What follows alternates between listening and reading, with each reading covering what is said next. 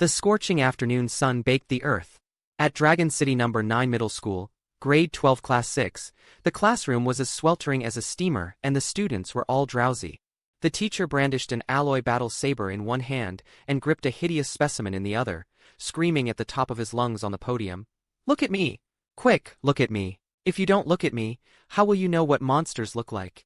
In the back row of the classroom, a boy with messy hair suddenly woke up and let out a scream. Both the students and the teacher were startled. "Meng Chao?"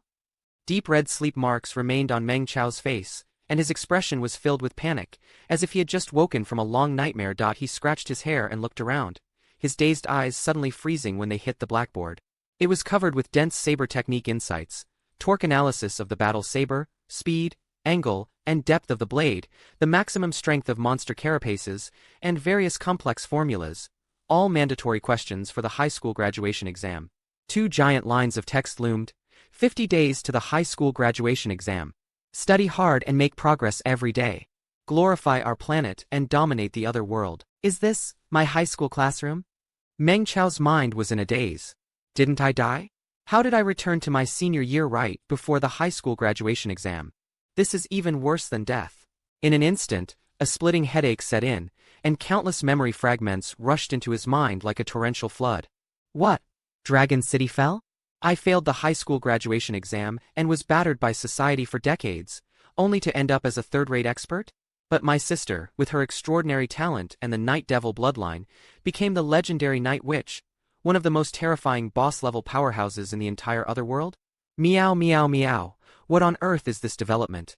Meng Chao was struck by lightning. He tried to recall the details, but the nightmare faded quickly, leaving only scattered flashbacks. In a daze, a familiar big black face leaned in. "Meng Chao, don't affect other students by sleeping in class." Meng Chao blurted out. "Teacher Yen, you're still alive?" The whole class was first met with dead silence, followed by an uproar. Everyone admired Meng Chao's death-seeking courage to the point of utter prostration. You must know that teacher Yen Dongxing, who taught this 100 battles saber technique class, was the feared Yen the Devil. It was said that back in the military, he was a famous iron-blooded instructor who killed monsters as easily as chopping dumpling filling. To dare to tease even Yen the Devil, he truly lives up to his reputation as the former number 1 tough guy of Class 6.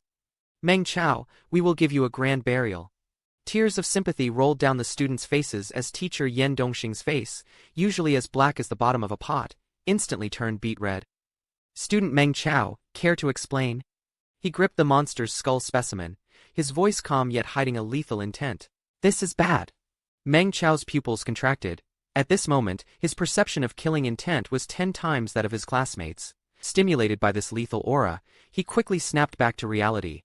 "Sorry, Teacher Yen, I was too exhausted from studying last night and dozed off. I had a nightmare." Meng Chao struggled to capture the flashbacks in his mind and said uncertainty.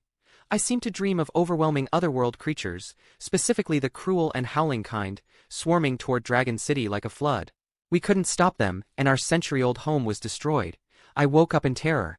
And then, Teacher Yen, you were incredibly heroic in my dream, a martyr revered by everyone. I was just deeply mourning your memory, and when I opened my eyes and saw you walking over, I was so overcome with joy that I couldn't help myself." "Wait a second." Yen Dongxing raised his eyebrows. "So in your dream, Dragon City fell, and I died as well?" He wore a faint mocking smile. The monster's skull creaked and groaned under the tightening pressure of his grip. "This?" Meng Chao scratched his head. Having just returned from the nightmare, his survival instinct was in overdrive.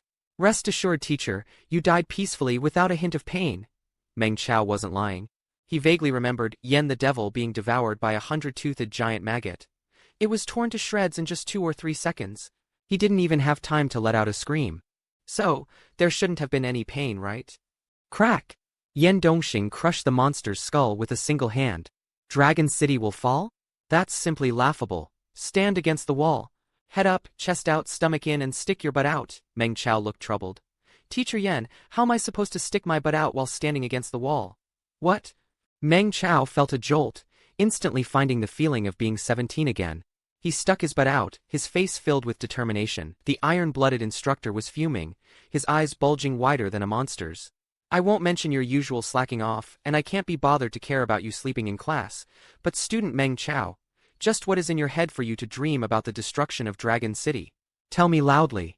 50 years ago, when our Dragon City crossed over to this other world, there was no coal, no oil, no electricity, nothing at all.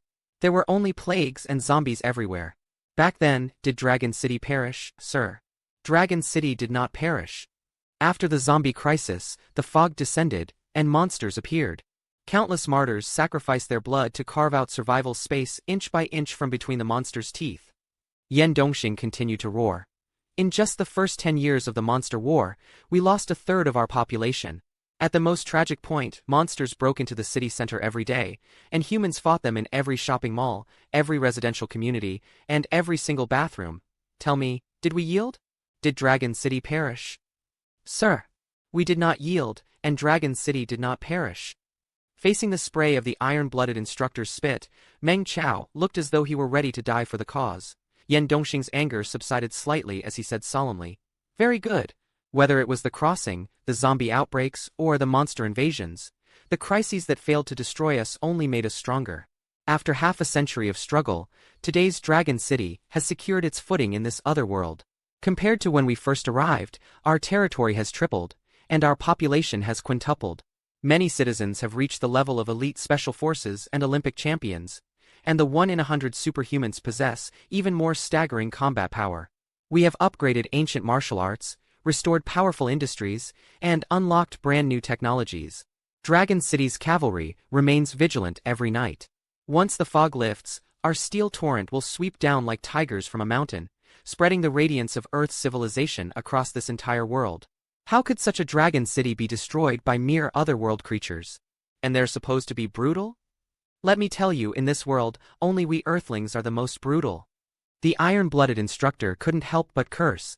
The students were fired up, their blood boiling with excitement. Monitor Zhuohaoran stood up. He had sharp brows and bright eyes, a tall and straight figure, and lived up to his name with a natural aura of righteousness. He glanced at Meng Chao and said solemnly, "Teacher Yan, that was brilliantly said. The long night has passed, and ahead lies the dawn of victory.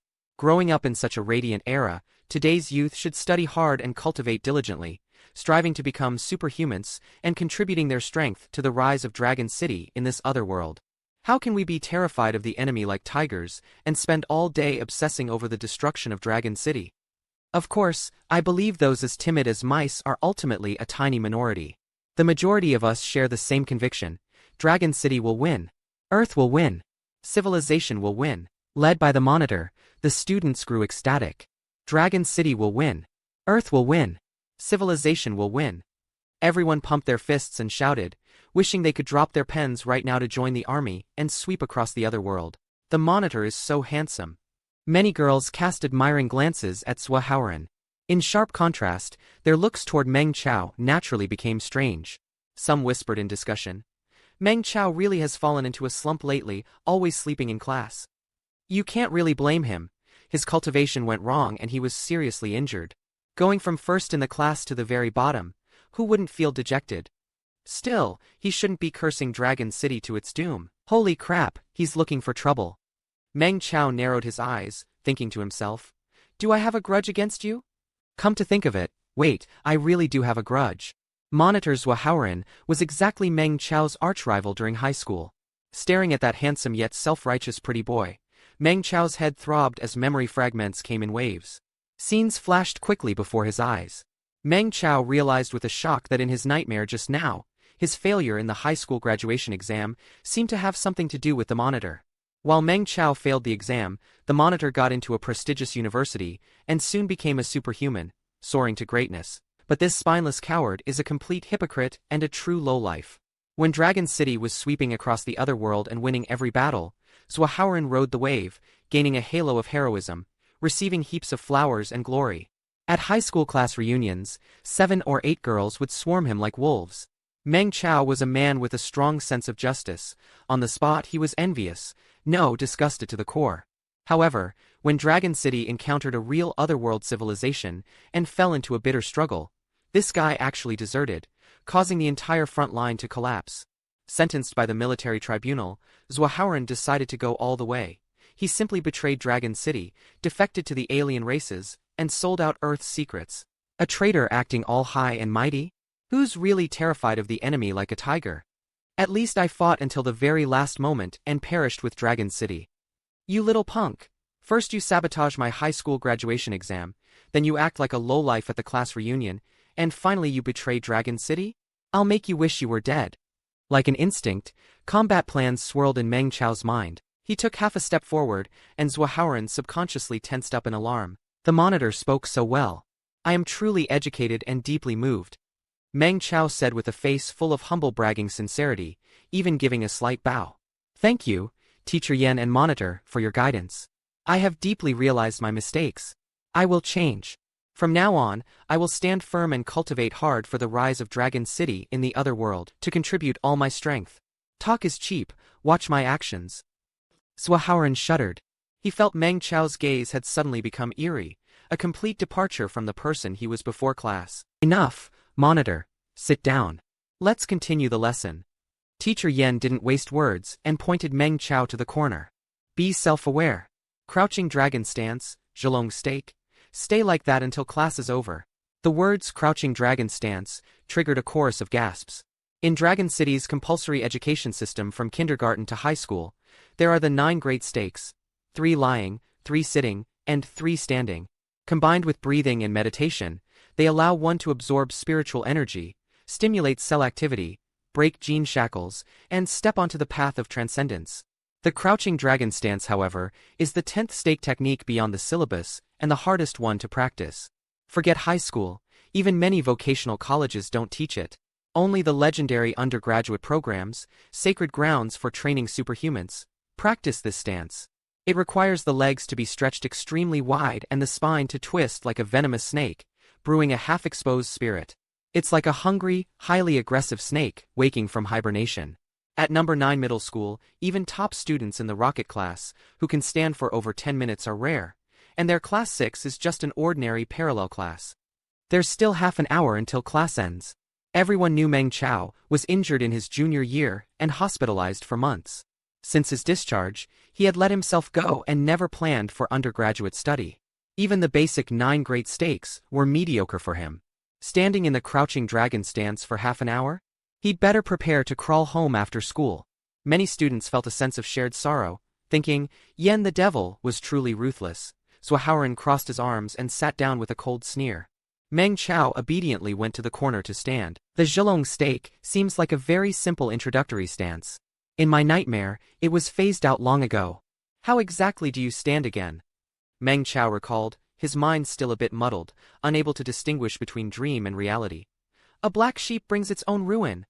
Zhuohaoran muttered to himself, his voice just loud enough to be heard by those around him. Before he could even finish, Meng Chao moved. Whoosh! Front leg bowed, back leg tensed. Both arms stretched out like spirit snakes. His spine resembled a flood dragon just awakening from the abyss, poised and ready for the spring thunder. Meng Chao's spirit erupted like a mountain torrent, beyond his own control. This? The students were dumbstruck. Meng Chao seemed reborn, a completely transformed person. The rhythm of his muscles, bones, and limbs radiated composure and absolute confidence. Simply standing there, he lacked even a hint of high school awkwardness. His posture wasn't standard, but it was more beautiful and lethal than any Zhulong stake they had seen. Even his fingertips trembled slightly, emitting a faint, flickering killing intent. Holy crap, is Meng Chao's Zhulong stake really this strong? He's arguably even better than the monitor. It's an illusion. He's putting his life on the line just to showboat. Just wait, 1 minute tops and he'll collapse. A minute passed. Meng Chao remained completely at ease, looking as though he could hold the stance until the late-night study session. Suddenly, as if struck by a thought, he spoke with a face full of humble bragging apology. Teacher Yen, is something wrong? Is my posture not standard enough? I'm so sorry. I haven't practiced in a while, and my movements are a bit off. I'll definitely fix it when I get home. Please bear with me. Yen Dongxing opened his mouth but stopped. His dark face went through a kaleidoscope of expressions before he returned to the podium in silence. The students, however, were screaming curses in their hearts. Is this beast Meng Chao even speaking a human language? If your Zhulong stake is off, then what are we? Earthworms? Was it an illusion? Everyone felt that since Meng Chao woke up, both his skill in the stake stance and his showboating ability had skyrocketed. All eyes and pressure shifted back to Zhuohaoran. The monitor felt as though Meng Chao had delivered a resounding slap to his face. His expression was awkward, but a flicker of ferocity flashed in the depths of his eyes. Class, continue class. Yan Dongxing knocked on the blackboard. 100 Battles Saber Technique and Thunder Cross Sword are the two most important cold weapon combat skills in high school. Last year's final big question on the high school graduation exam was about Thunder Cross Sword. This year, it's very likely the turn of the 100 Battles Saber Technique. Everyone, listen carefully to my analysis of the 7 advanced methods for the saber to cut through the gaps in monster carapaces. Yan Dongxing was a saber master and a gold medal teacher. It was said he had a senior brother who was a peerless expert on the high school graduation exam question-setting committee. For the past 3 years, Yan Dongxing had specifically taught senior year classes, and his rate of predicting exam questions was very high. Seeing the teacher reveal his special skills, everyone's spirits rose, and they forgot about Meng Chao. While standing in the crouching dragon stance, Zhilong stake, the lightning-like flame deep within Meng Chao's pupils grew brighter and brighter, releasing a slight sting. What on earth is this again? Meng Chao was astonished. A bundle of fire-like and electricity-like red spots of light floated in the upper left of his field of vision, as elusive as eye floaters. Others probably couldn't see it. Otherwise, a cluster of strange fire drifting around the classroom would have made everyone scream long ago. Moreover, it looked somewhat familiar. At the end of his nightmare, when Dragon City was being destroyed, he seemed to have seen this cluster of strange fire erupting from the city core. Now the strange fire accompanied Meng Chao back to his youth, then shattered into rows of mysterious and complex runes.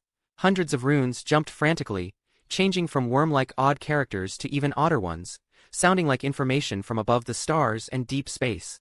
After dozens of shifts, the information was translated into human language. Host has passed the mental and willpower check. Binding complete. The Seed of Hope. Host identity confirmed. The Hope-Bearer, Meng Chao, congratulations on becoming a Hope-Bearer of civilization. We hope you will do your best to spread the fire of civilization. Initial contribution point reward, 10,000. Detected. Old hidden injuries in the Hope-Bearer's body. Not proficient in any basic skills. Automatically allocate initial contribution points to restore to optimal state. The Seed of Hope? Hope-Bearer? Making contributions? Contribution rewards? A Rebirth gift pack? Meng Chao was completely bewildered, but he subconsciously nodded. Yes. Consuming 1,000 contribution points. Redeeming basic restoration once. Healing progress, 10%. Consuming 1,010 contribution points. Redeeming basic restoration once. Healing progress, 19%. Consuming 1,025 contribution points. Redeeming basic restoration once. A series of messages flashed through Meng Chao's vision. Simultaneously, a wave of warmth flooded his body like a trickling stream, as gentle as the first buds of spring. My injuries. The hidden wounds from last year's cultivation error that even doctors were helpless against, they're actually healing. I can feel it.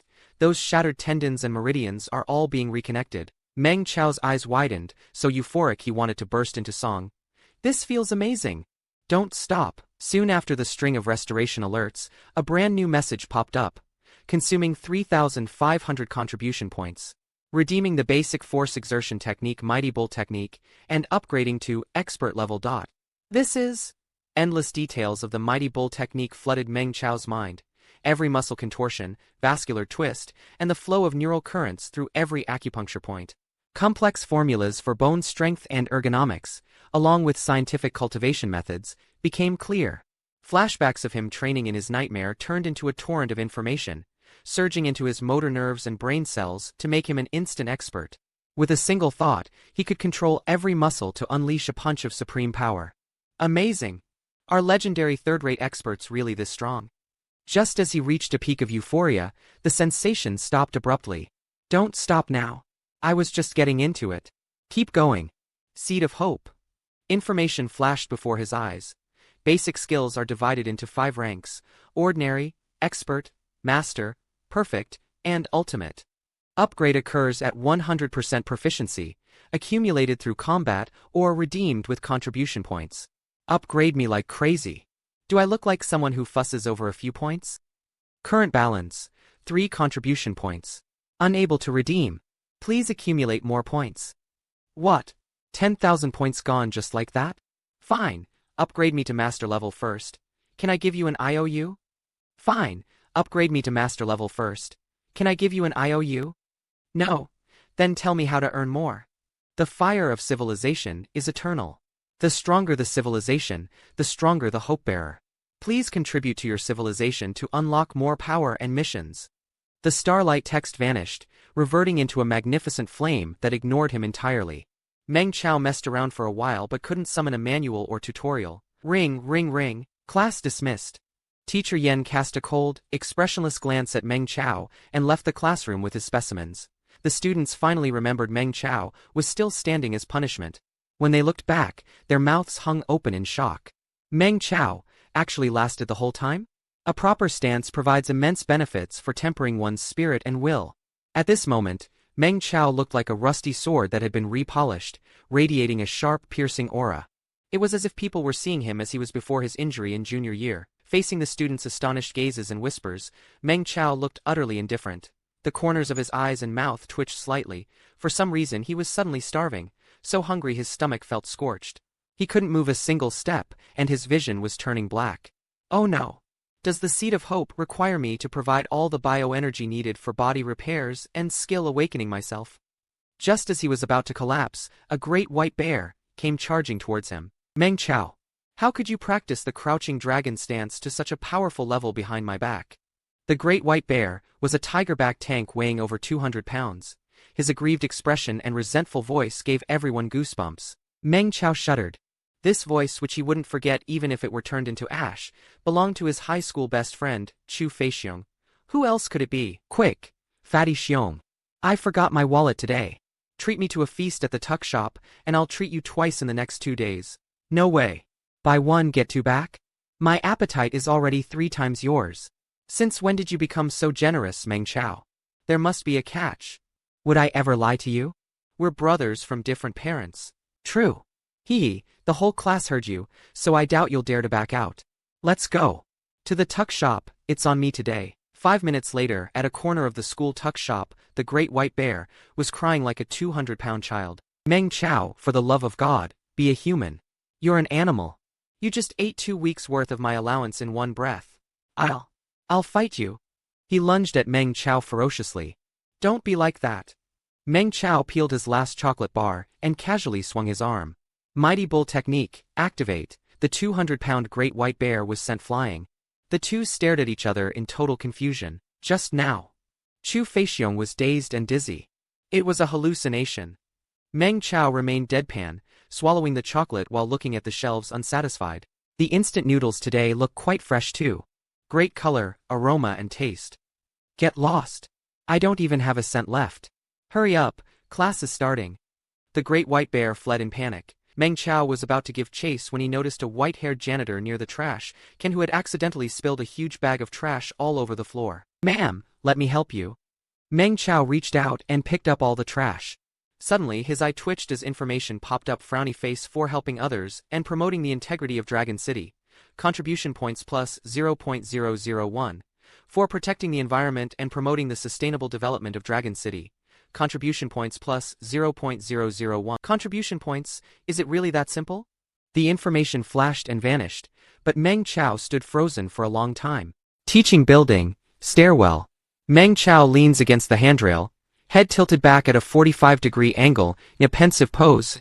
He gazes deeply at the girls in short skirts walking up the stairs, laughing and chatting. Their calves, round and smooth, tremble slightly beneath their knee-high white cotton socks. Are you looking for death? The great white bear Chu Feixiong yanks him from behind. If you really want to look, just pretend you're not interested and steal a few glances. How can you stare at them so fixedly? You're such a rogue. Fat bear, you don't understand. A layer of vicissitudes clouds Meng Chao's eyes as he laments with a hint of humble bragging. Only at this moment do I realize that the life we once took for granted is actually so beautiful, worth sacrificing everything to protect. Meng Chao, I truly admire you. Every time, your showboating is so fresh and refined. Chu Feixiong pulls him aside. Stop looking. If you want, I can lend you the latest study materials I downloaded. Let's talk. Did you really kill Demon Yen in your dream and bring Dragon City to its ruin? And what about me? Did I become a great general and fight until the final moment?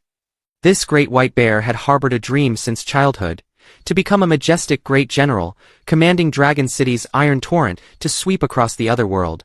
Of course, this was the dream of every Dragon City youth. What do you mean brought to its ruin? I only saw a few fragmented images. As for you. Meng Chao stared at his best friend's large face, searching the depths of his mind. Past life memories were like butterflies dancing in a storm, mottled and elusive. The feeling of a hangover resurfaced. He couldn't capture clear details. Just as he was about to give up, a bolt of lightning suddenly illuminated his mind. Accompanied by a piercing headache, he saw it. Deep within the clouds, Meng Chao saw gargantuan monsters unlike anything ever seen before, resembling slowly moving hills grinding toward Dragon City. He saw countless soldiers and citizens charging forward like a surging tide, only to collapse and be crushed like water hitting a giant rock. Meng Chao jolted awake from the nightmare again. Clutching his chest, he slowly sat down on the steps, drenched in cold sweat. Even the girls running past, playing and chasing each other, could not divert his gaze. Meng Chao hesitated. What could he say? Should he tell his best friend that in the nightmare he never made it into military school, let alone became a general, but was merely a grunt on the front lines? That the monster war was about to escalate, with larger, more numerous, and even more ferocious beasts emerging incessantly? That Dragon City would suffer heavy losses in this battle, including Chu Feixiong? That countless soldiers and citizens would be sacrificed, and numerous powerhouses would fall? That they had preordained a destructive end before even leaving the newbie village? Even his mom and dad. Meng Chao didn't dare think further. This wasn't the future. It was just a damned nightmare. To change everything, he had to start with the high school graduation exam. Meng Chao snapped back to reality. Fat Bear, remember?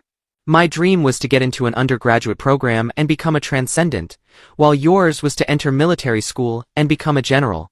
It was said that back in the Earth era, getting into an undergraduate program wasn't too difficult due to university expansion. But after Dragon City's traversal, faced with resource scarcity and various crises at the brink of survival, all citizens had to fulfill their duties. Youths also had to compress their education time to enter work and combat positions earlier. The ideal for ordinary citizens was to get into a 2-year vocational college for professional training and find a good job. As for undergraduate programs, they only train transcendents. No matter now or in the future, transcendents are the pillars of Dragon City's dominance in the other world, and hold an exalted status, receiving deep respect from all citizens. Whether in politics or the military, whether as powerful tycoons or superstar celebrities in the spotlight, 9 out of 10 are transcendents. To shatter the horrific images seen in his nightmare, Meng Chao must become a transcendent. The great white bear Chu Feixiong extended his fist towards Meng Chao. It wasn't once upon a time, it was just yesterday that we both said it. Since you, this big idiot, have really made up your mind to go for a final 50-day sprint before the high school graduation exam, your buddy will definitely help you. Meng Chao took a deep breath and also extended his fist, bumping it heavily against Chu Feixiong's. Enter military school, become a general. Get into an undergraduate program, become a transcendent. The two brothers strode back to the classroom. A next period was literature class, and the students were jubilant. Great! We finally have literature class next. Quick, quick, quick. I want to recite the Ballad of Mulan.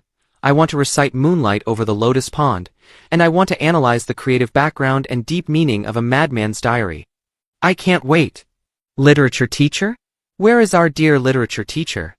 The students wait expectantly. Unfortunately, they didn't see the teacher.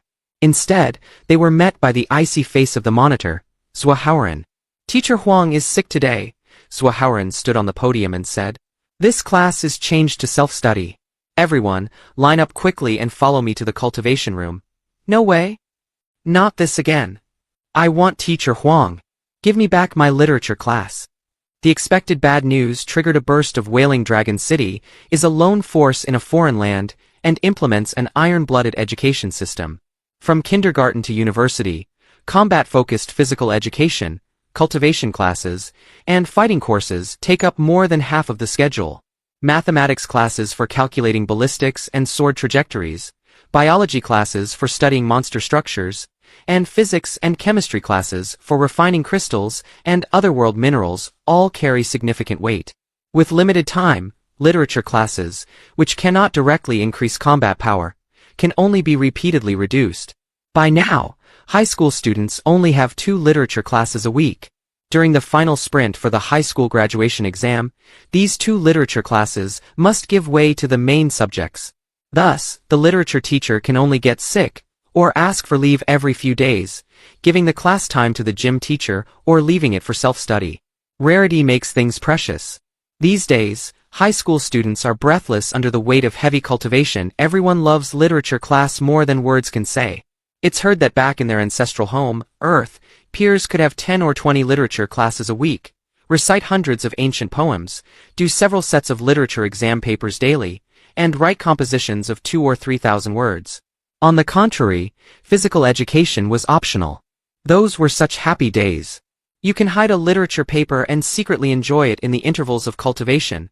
Complaints aside, high school seniors have the awareness required for their grade level. The students could only slowly and reluctantly stand up. Quick, quick, quick! Be nimble with your movements. Zhua Haoran stood with his hands behind his back, shouting with considerable authority. In this era, the monitor has great power and must assist the teacher with many management tasks. I really can't stand this kid's showboating. The great white bear curled his lip while lining up. Zhua Haoran is too shameless. His strength reached the standard of the rocket class long ago, yet he insists on staying in our ordinary class as the monitor. Do you know why? Why? Meng Chao asked. Returning from the nightmare, his memories were chaotic, and many things remained a blur. The school has a rule. Since being the monitor takes up a student's time and energy, the school provides a certain amount of cultivation resources as compensation. It's an unwritten rule. And Zhua Haoran's uncle happens to be the dean, the macaque, who naturally made sure everything was handled perfectly for his nephew. Chu Feixiong explained, his anger rising. That guy's family owns a massive corporation. They've got the dean's connections and no shortage of gene medicines or monster materials. Yet he still insists on staying in the ordinary class as the monitor just to snatch resources from poor kids like us. There's truly no justice. Meng Chao remembered now. After his injury in the 10th grade, Chu Feixiong's strength in the class was indeed second only to Zhua Haoran. If the dean hadn't opened the back door for him, Zhua Haoran would have definitely moved to the rocket class. In Class 6, the Great White Bear would have had a great chance of becoming the monitor, gaining more resources and a better hope of getting into military school. No wonder he was so frustrated. You two in the back, what are you whispering about? You're wasting everyone's time. The monitor Zhua Haoran shouted mercilessly after hearing them. Chu Feixiong's brows knitted as he prepared to step forward, and Meng Chao held him back. Cultivation first. We have plenty of time ahead. The cultivation center was a 15-story building with over 40 specialized rooms for cultivation, restoration, and medical treatment. Its scale was 5 times that of the teaching building.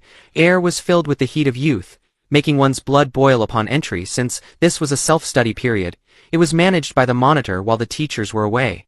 At Zhua Haoran's command, students rushed toward various cultivation equipment. The clanging of barbells, the low growls of exertion, the whistling of punches and whip kicks, and the heavy thuds against sandbags formed a passionate song of struggle.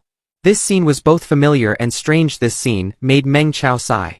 When humans discovered spirit energy, the super energy of the otherworld, they learned to introduce it into their bodies to strike cells and unlock genes. Ancient cultivation was thus given a whole new meaning. However, poor in literature, rich in martial arts, remained a universal truth.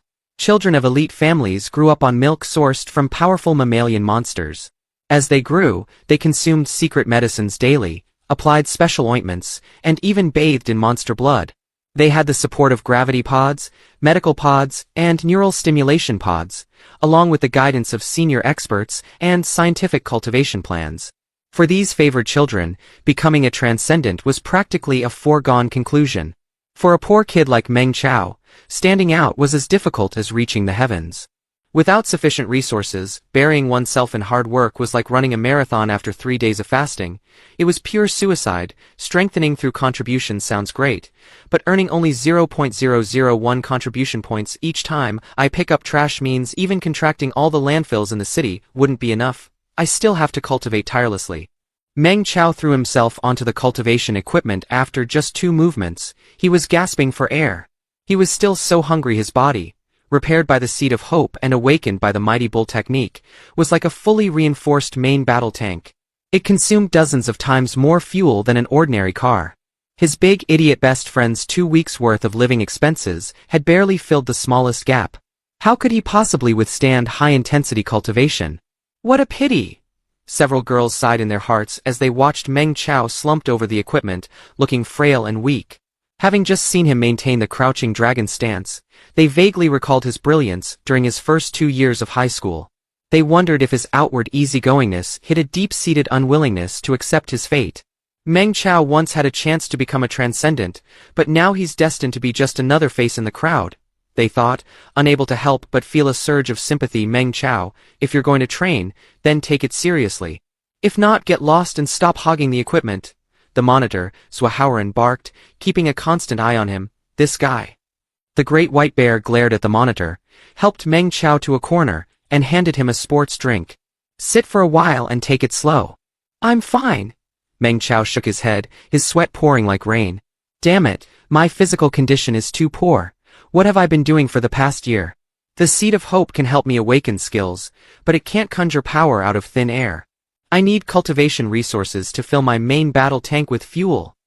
Meng Chao smiled bitterly. If he could have afforded resources, he wouldn't have spent a whole year in self-abandonment. You haven't trained for a year.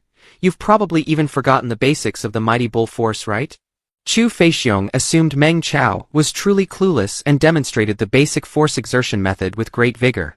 Being a natural power type, his version of the mighty bull force was fierce and imposing. Meng Chao watched, his gaze revealing something peculiar. Chu Feixiong rubbed his head. Was it an illusion? He actually saw a hint of disdain in Meng Chao's eyes. Meng Chao, are you looking down on my training?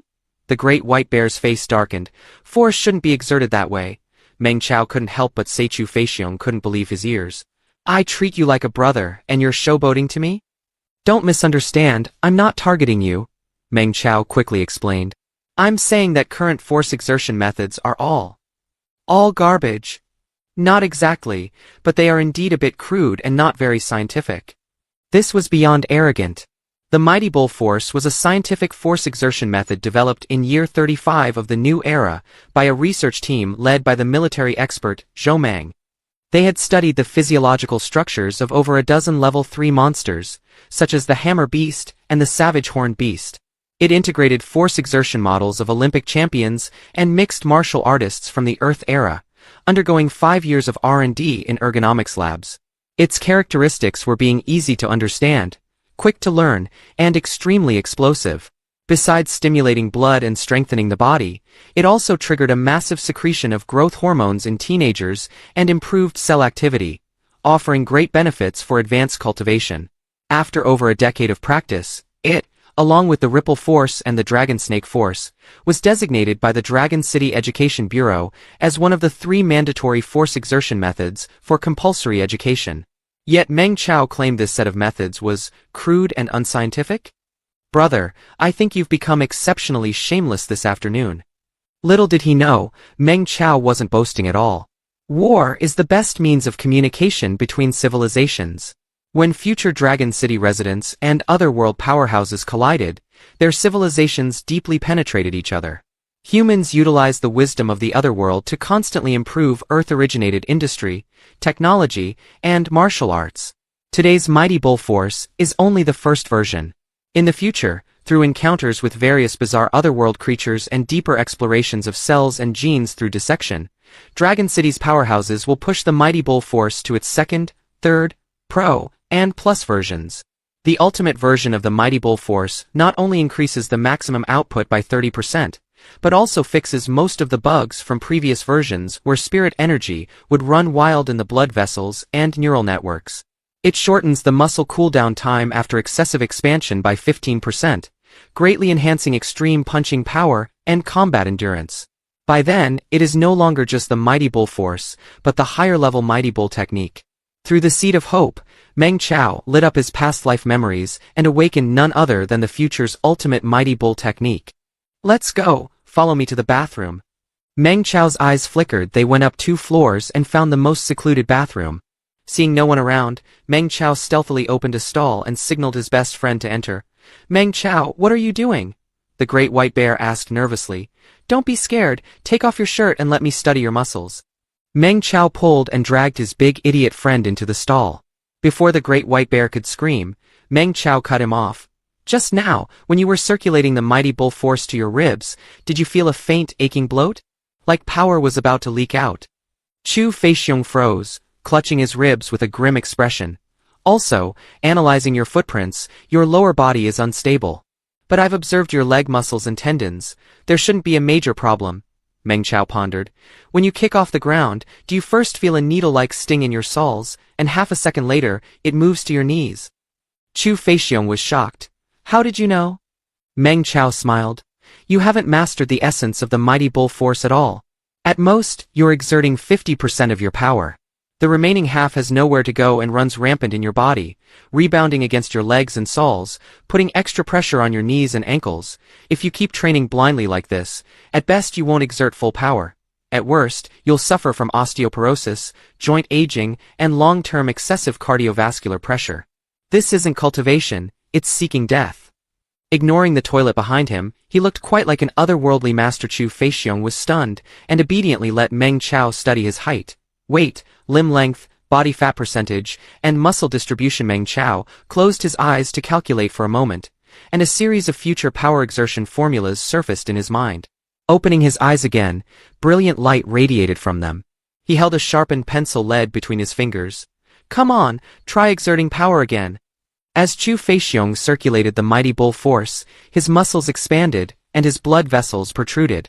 Meng Chao suddenly poked him with the pencil tip. Chu Feixiong was about to cry out in pain, but instead felt a numb, electric sensation. A miraculous power was fine-tuning every strand of his muscles, every blood vessel, and every nerve bundle. The originally scattered brute force was now gathered together. What technique is this? Soon, the great white bear's expression changed from suspicion to pleasant surprise. Exerting power is so much smoother. Nothing hurts anymore, and it even feels like my strength has increased. This is all due to your years of hard practice. I'm just helping you find the trick to release your power completely. Meng Chao's pencil tip moved like a flying needle, becoming increasingly fluid. He poked him 300 to 500 times before finally coming to a stop. Meng Chao shook his sore wrist. Try a punch. The great white bear Chu Feixiong gathered all his strength. The sting from the pencil tip on his acupuncture points guided him into a slightly different posture. His muscles tightened to the limit. He seemed to shrink a size, but became sturdier, like high-density granite. A punch blasted out. Faint ripples appeared in the air, creating a sound like tearing cloth as it broke the air. Hiss! Chu Feixiong was startled by the sheer exhilaration of the strike. He had never thrown such a satisfying punch. It was like a mountain torrent, unstoppable. Though untested, he was certain this punch increased his limit by at least 3%. Increasing punch power by 3% with just a few minutes of adjustment. Meng Chao's methods could no longer be described as merely monstrous. Chu Feixiong's face was full of shock while he threw the punch. The fire at the corner of Meng Chao's eye, the seed of hope, glowed magnificently again. Sparks transformed into lines of text. Mentoring ordinary citizen Chu Feixiong in the basic skill, Mighty Bull technique. Learning progress, 10%. An ordinary citizen has grown stronger. The overall combat power of Dragon City has increased. Congratulations, your civilization has become more powerful. Contribution points plus 10. Meng Chao was surprised and delighted. The implications were profound. This means I don't have to pick up trash? As long as I teach future martial arts to current Dragon City citizens, it counts as a contribution to civilization. It made sense. A civilization's strength didn't rely on a single hero fighting alone. No matter how strong he became, he couldn't solo every monster and otherworld god or demon. But if he could become a gold medal mentor, even more capable than Demon Yen, and teach future martial arts to all citizens, making everyone 100 times stronger than in his nightmare, wouldn't they beat the crap out of those otherworld entities? So, this is the true meaning of contribution points. The stronger the civilization, the stronger I become. Thinking of this, the fire before his eyes shifted. Congratulations to the Hope Bearer for contributing more than 1 point to civilization. Please choose your first contribution reward. Option 1. Upgrade Mighty Bull Technique from Expert to Master. Option 2. Awaken a new skill. Basic Marksmanship, or Ripple Technique. Detailed costs followed. Upgrading Mighty Bull Technique required 756 points. Awakening Basic Marksmanship required 3,100 points. Awakening Ripple Technique required 1,500 points. They are both part of the 3 basic force exertion methods. Why is there such a huge price difference between Mighty Bull Technique and Ripple Technique? Meng Chao remembered awakening the Mighty Bull Technique had cost him 3,500 points. Thinking carefully, the Mighty Bull Technique was a fierce, rigid style he hadn't practiced much since his injury. The Ripple Technique, however, was flexible and long-lasting, excellent for rehabilitation. Over the past year, while other cultivation had stalled, he had persisted with the Ripple Technique. Is it cheaper because I already know a bit of the Ripple Technique? Meng Chao mused. One was rigid, the other flexible. One an upgrade, one an awakening. Which to choose? He nodded and selected basic marksmanship. Was he kidding? Since it was a free gift, of course he'd pick the most expensive one. The rapid staccato of gunfire echoed in his mind, like a howling bullet storm. With a single thought, countless firearm structures and shooting essentials surfaced past life, memories, flashed before him like crystalline shards. He saw himself firing incessantly at all kinds of otherworld creatures, firing and firing. Some of these creatures looked as if an octopus had been forcefully stuffed into the belly of a roasted chicken, 100 times uglier than current monsters. In that instant, Meng Chao seemed to blast hundreds upon thousands of such monsters to pieces. His marksmanship experience skyrocketed, and a numb electric pleasure surged into every nerve ending, making him groan with pure bliss. Fat bear, don't worry. I will definitely make sure you get into military school, Meng Chao promised. Seeing him with his eyes closed, a face full of intoxication and making strange noises, Chu Feixiong couldn't help but shudder. The big idiot, a student weighing over 200 pounds, shrank into the corner. Chu Feixiong looked at him as if he were a monster, feeling a hair-raising chill down his spine. Trotting all the way back to the cultivation room, the great white bear Chu Feixiong reached the punch force tester in 2 steps and impatiently started the device. The massive and precise crystal machinery emitted a creaking sound as it hummed to life, and the display screen lit up. Chu Feixiong howled and beat his chest like a gorilla. Following the force exertion skills Meng Chao had taught him, he struck the opening stance of the Mighty Bull Technique. Just as he was about to exert force, someone unexpectedly blocked his path. It was Zhua Haoran. What's the matter? The great white bear asked stiffly, his entire body uncomfortably tense with built-up power. Who gave you permission to touch the punch force tester? Monitor Zhua Haoran said with a stern face. Even though it's a self-study period, you still have to follow class discipline. Everyone is cultivating seriously, but what about you and Meng Chao? You slipped out as soon as class started, and only returned 20 minutes later. Now you just decide on your own to test your punch force. Did you get permission? His voice was neither too loud nor too soft, just enough for the entire cultivation room to hear. The great white bear's eyebrows shot up in anger. Don't be angry, classmate Chu Feixiong. I'm doing this for your own good, Zhua Haoran said, glancing at Meng Chao. After all, you are different from certain people. You still have a high hope of getting into an undergraduate program. With only a month and a half left, focus on your final sprint. Stop hanging around with certain people, lest you ruin your future and find it too late for regrets. All right, go cultivate first. 10 minutes before class ends, I will organize everyone to line up for the punch test. The monitor waved his hand dismissively. With such a self-righteous attitude, the great white bear flew into a rage. Monitor Zhua, do you really think you're a teacher? Stop overstepping your authority. Chu Feixiong shouted. I just had an epiphany regarding the Mighty Bull Force. That's why I'm in a hurry to test my strength. Even the homeroom teacher or Demon Yen wouldn't stop me. Why are you meddling? If you waste my epiphany, can you afford the cost? His naturally loud voice immediately drew the attention of the classmates. Everyone perked up their ears, curious as to why the 2 top experts of the class were in an open conflict. Zhua Haoran's face darkened. He hadn't expected Chu Feixiong to dare act out like this in public. This was throwing his kindness back in his face. An epiphany? Zhua Haoran sneered. Classmate Chu Feixiong, I saw your stance. It was crooked and bizarre, far from the standard Mighty Bull force. Exerting force like that won't produce a heavy punch. What kind of epiphany is that? I'm in charge of this self-study period. Your Mighty Bull force is so clumsy. It's one thing if you can't throw a heavy punch, but if your power goes astray and causes an injury that ruins your high school graduation exam, I truly wouldn't be able to pay for that. If you really want to use the punch force tester, go to the side and figure out the mighty bull force properly before you come back. My mighty bull force has a problem? Chu Feixiong laughed in extreme anger. Meng Chao stepped forward, blocking the path of the enraged great white bear. Since the monitor feels Chu Feixiong's exertion isn't standard enough, why don't you demonstrate the standard mighty bull force for us to study diligently, all right? He had a smile on his face, looking seemingly sincere. Zhua Haoran snorted coldly. Being able to serve as the monitor, he naturally possessed the strength to suppress the entire class. Look closely, this is the real mighty bull force. A cold glint flashed in the monitor's eyes.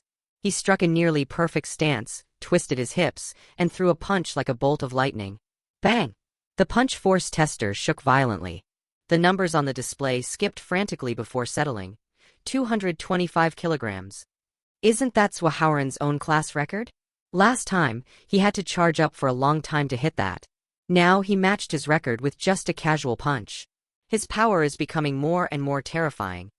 Over the past month or two, the monitor's improvement has been so fast. His limit punch force has surpassed the heavyweight boxing kings of the Earth era. Getting into a prestigious university is now a sure thing. I remember the great white bear's limit was 220 kilograms. The monitor's physique is a size smaller than his, yet his punch force exceeds it by 5 kilograms. The eye-catching data caused the onlookers to whisper in low voices. The girls were drawn to Zhua Haoran's handsome posture, some even blushing slightly. Everyone was forced to agree with the monitor's view. This was the standard mighty bull force, the only way to throw a truly heavy punch. Zhua Haoran pulled back his fist. He stared directly at Chu Feixiong, while glancing at Meng Chao out of the corner of his eye. Did both of you see that clearly? His expression was indifferent, leaving no room for rebuttal. A few classmates who were close with the great white bear, fearing he would suffer in a conflict, whispered from behind, "Bear, forget it. Let's just test together later. Meng Chao, come and help talk him down, don't just stand there like an big idiot." Before the words could even settle, Meng Chao stepped back half a step, and the great white bear strode forward. "You!" Zhua Haoran's face darkened. He didn't yield an inch as the two collided head-on. Mighty bull force against mighty bull technique. Bang! It was as if an angry bull and a furious rhinoceros had crashed into each other. Many students couldn't bear to watch, already imagining the great white bear being sent flying, ending up in a pathetic belly-up heap. They were wrong. The one who retreated 7 or 8 steps and collapsed onto the ground, his fair face turning blue and purple, was actually Zhua Haoran, who had just been showboating. And it wasn't over yet. The great white bear took advantage of the momentum and charged forward. The friction between his sneakers and the floor emitted a scream, releasing the scent of burning rubber. Every inch of his muscle looked like red-hot steel, and his fists were like ignited dynamite. Boom! A thunderous explosion echoed as the punch hit the bullseye, far louder than Zhua Haoran's earlier strike. The punch force tester even jumped up. The numbers on the display skipped wildly, taking a long time to settle. 232 kilograms. He surpassed the monitor. It's a new class record. The students were dumbstruck. Even the great white bear Chu Feixiong couldn't believe it. He looked at his own fist, then turned back to look at Meng Chao, his face filled with shock that was beyond words. In the deathly silent cultivation room, Meng Chao was the first to jump up and shout at the top of his lungs. "Fatty Xiong, you're so despicable! How dare you secretly cultivate such a powerful, super mighty bull force behind my back? You've completely suppressed the monitor." The students looked at each other in confusion. Super mighty bull force? You guys don't know? Meng Chao looked around and said in shock. Many powerhouses in society and the military are constantly improving the mighty bull force, developing many powerful upgraded versions that are far superior to our high school version. Chu Feixiong must be using an upgraded version. Otherwise, there's no reason he would crush the monitor like this, right? In reality, their limit punch force only differed by a few kilograms, hardly worlds apart. Zhua Haoran was fast and skilled in leg techniques. In actual combat, he would still have the upper hand. Meng Chao's claims of suppressing and crushing were gross exaggerations. However, Zhua Haoran had been caught off guard and hit so hard he nearly lost his breath. He couldn't speak for the moment and could only let Meng Chao drag his name through the mud, so infuriated that he couldn't even stand up. The students followed Meng Chao's logic and nodded subconsciously. Many military powerhouses and research institutes are constantly exploring upgraded versions, different from the common school versions. Everyone envied Chu Feixiong. Learning such a method right before the high school graduation exam was like adding wings to a tiger. Fatty Xiong, you're ruthless. Meng Chao gave his bewildered best friend a thumbs up. I heard some high-end classes charge hundreds of thousands in tuition. You actually spent that much? Then again, during the final battle of the high school graduation exam, every point can change your destiny. This was well worth it. It's a pity I don't have the connections. Otherwise, I'd sell everything I own just to learn the super mighty bull force. Meng Chao slapped his thigh, his face full of regret, leaving the students deep in thought. Wait. Meng Chao's eyes suddenly lit up as he sized up his friend. Big idiot. No, Brother Xiong, how about you teach me the super mighty bull force? Chu Feixiong was dazed. What on earth? Didn't you just teach me this in the bathroom? Don't be so quick to refuse. I know that with the high school graduation exam approaching, everyone is racing against the clock. We are classmates, but also competitors for the exam. There's no reason for you to teach for free. I can pay tuition. Chu Feixiong started to speak, but Meng Chao jumped in. Talking about money between schoolmates is just too vulgar. How about this? We settle using cultivation resources, gene medicines, high-energy nutrient solutions, cell fortifiers, or monster materials. Whatever you want, just say the word. Business is business, even between brothers. Chu Feixiong wasn't a big idiot.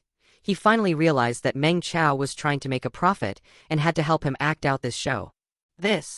He looked conflicted and slightly hesitant.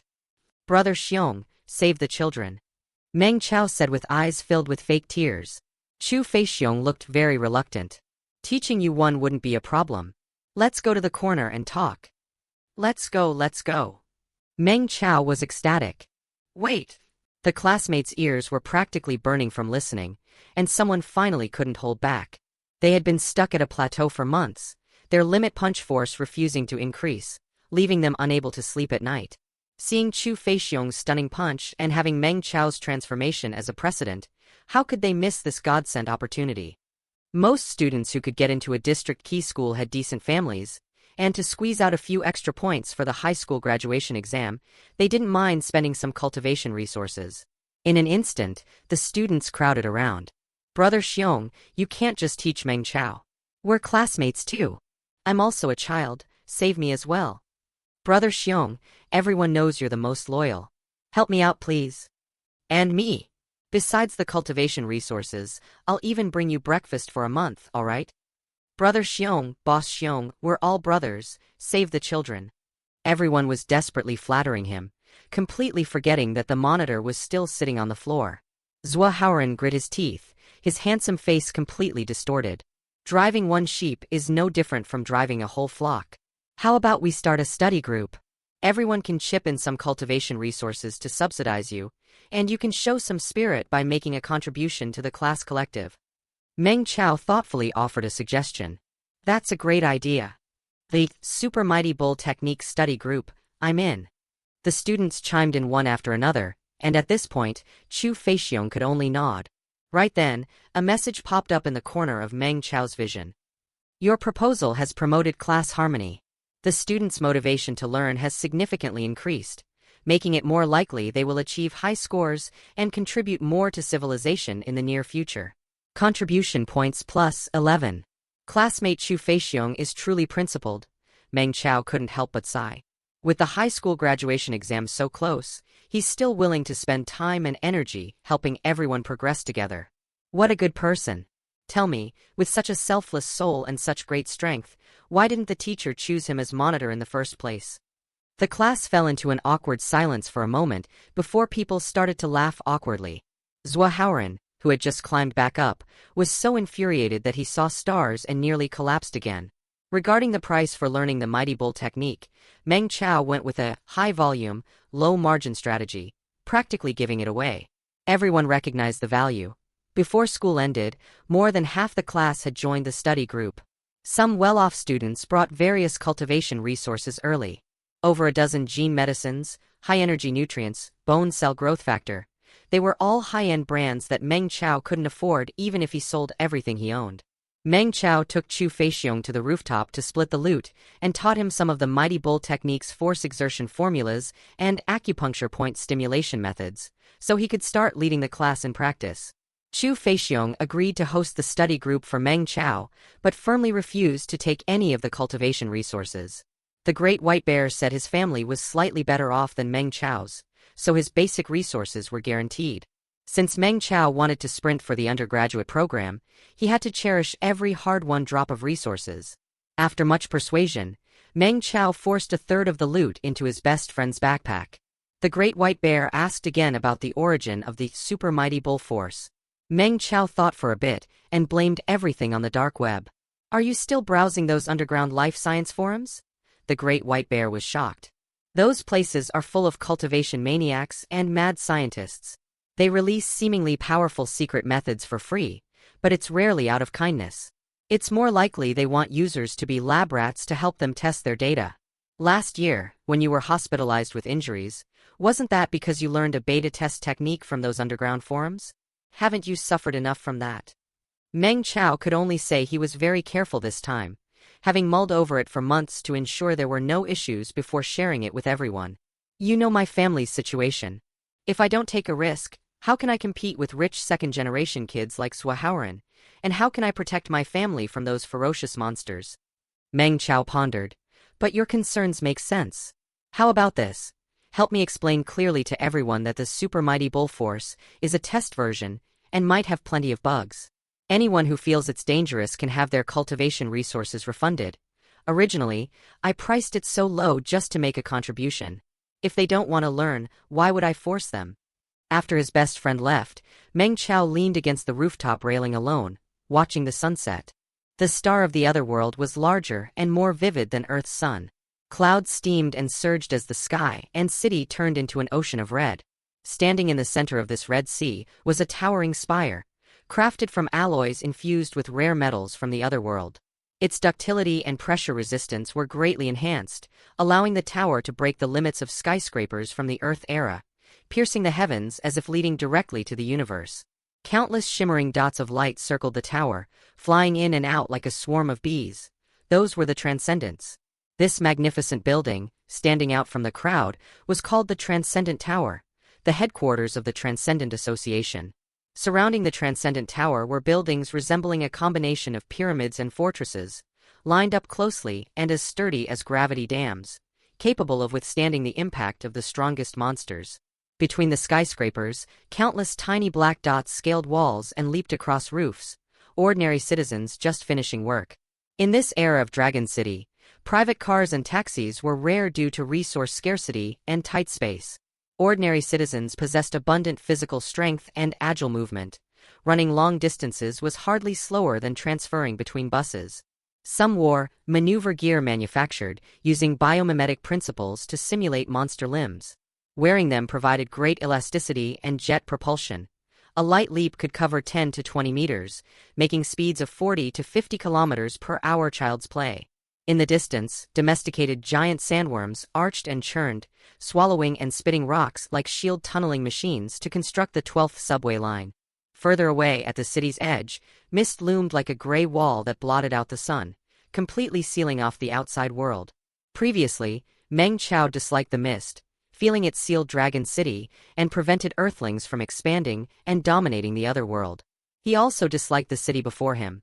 The buildings were too dense, the streets too crowded, and the cultivation pressure too great. Without seeing real mountains or the ocean, he always felt stifled. Like all teenagers, he had secretly watched too many books and movies about Earth. His dreams were filled with that world of blue skies, white clouds, fresh air and peaceful beauty. A world where people were carefree. Everything on Earth. The high mountains, oceans, farmlands, and great rivers. High school students there only had to take 2 PE classes a week, but dozens of literature and mathematics classes. Adults only worked 8 hours a day, 5 days a week, yet they could earn big money, live in large houses, and go on frequent vacations. They ate pure, green, non-polluted, and non-GMO delicacies. It was as beautiful as paradise. It wasn't until he saw the real otherworld in his nightmare after the mist cleared, seeing the Transcendent Tower and the entire city vanish into ash during the burst of meteor fire, that Meng Chao realized how precious everything before him truly was. His eyes grew hot without him noticing. Earth was a homeland he could never return to, and the nightmare was a tomorrow that hadn't yet arrived. The city before him was his only home. Facing an unclear future and the upcoming crisis, he felt nervous, excited, and impulsive, but also somewhat lost. Right then, the Mighty Bull technique is spreading among ordinary citizens. Dragon City's overall combat power has increased. Contribution points +1, +3, +2. The strange fire flickered before his eyes, and a string of contribution points made him both surprised and delighted. It's the Great White Bear. He's currently leading the study group. It seems that even if I'm not mentoring them personally and the technique is spread indirectly, I still get credit as a contribution. Although the contribution points are much lower than from personal mentoring, many grains of sand make a tower. As more citizens grow stronger, I will also continue to grow stronger. We will definitely survive in the other world, in an instant. Meng Chao felt his waist was no longer sore and his legs no longer ached. His memory became clearer, and his vision and hearing had a slight improvement. Even the bright red school badge on his chest seemed to become more vibrant.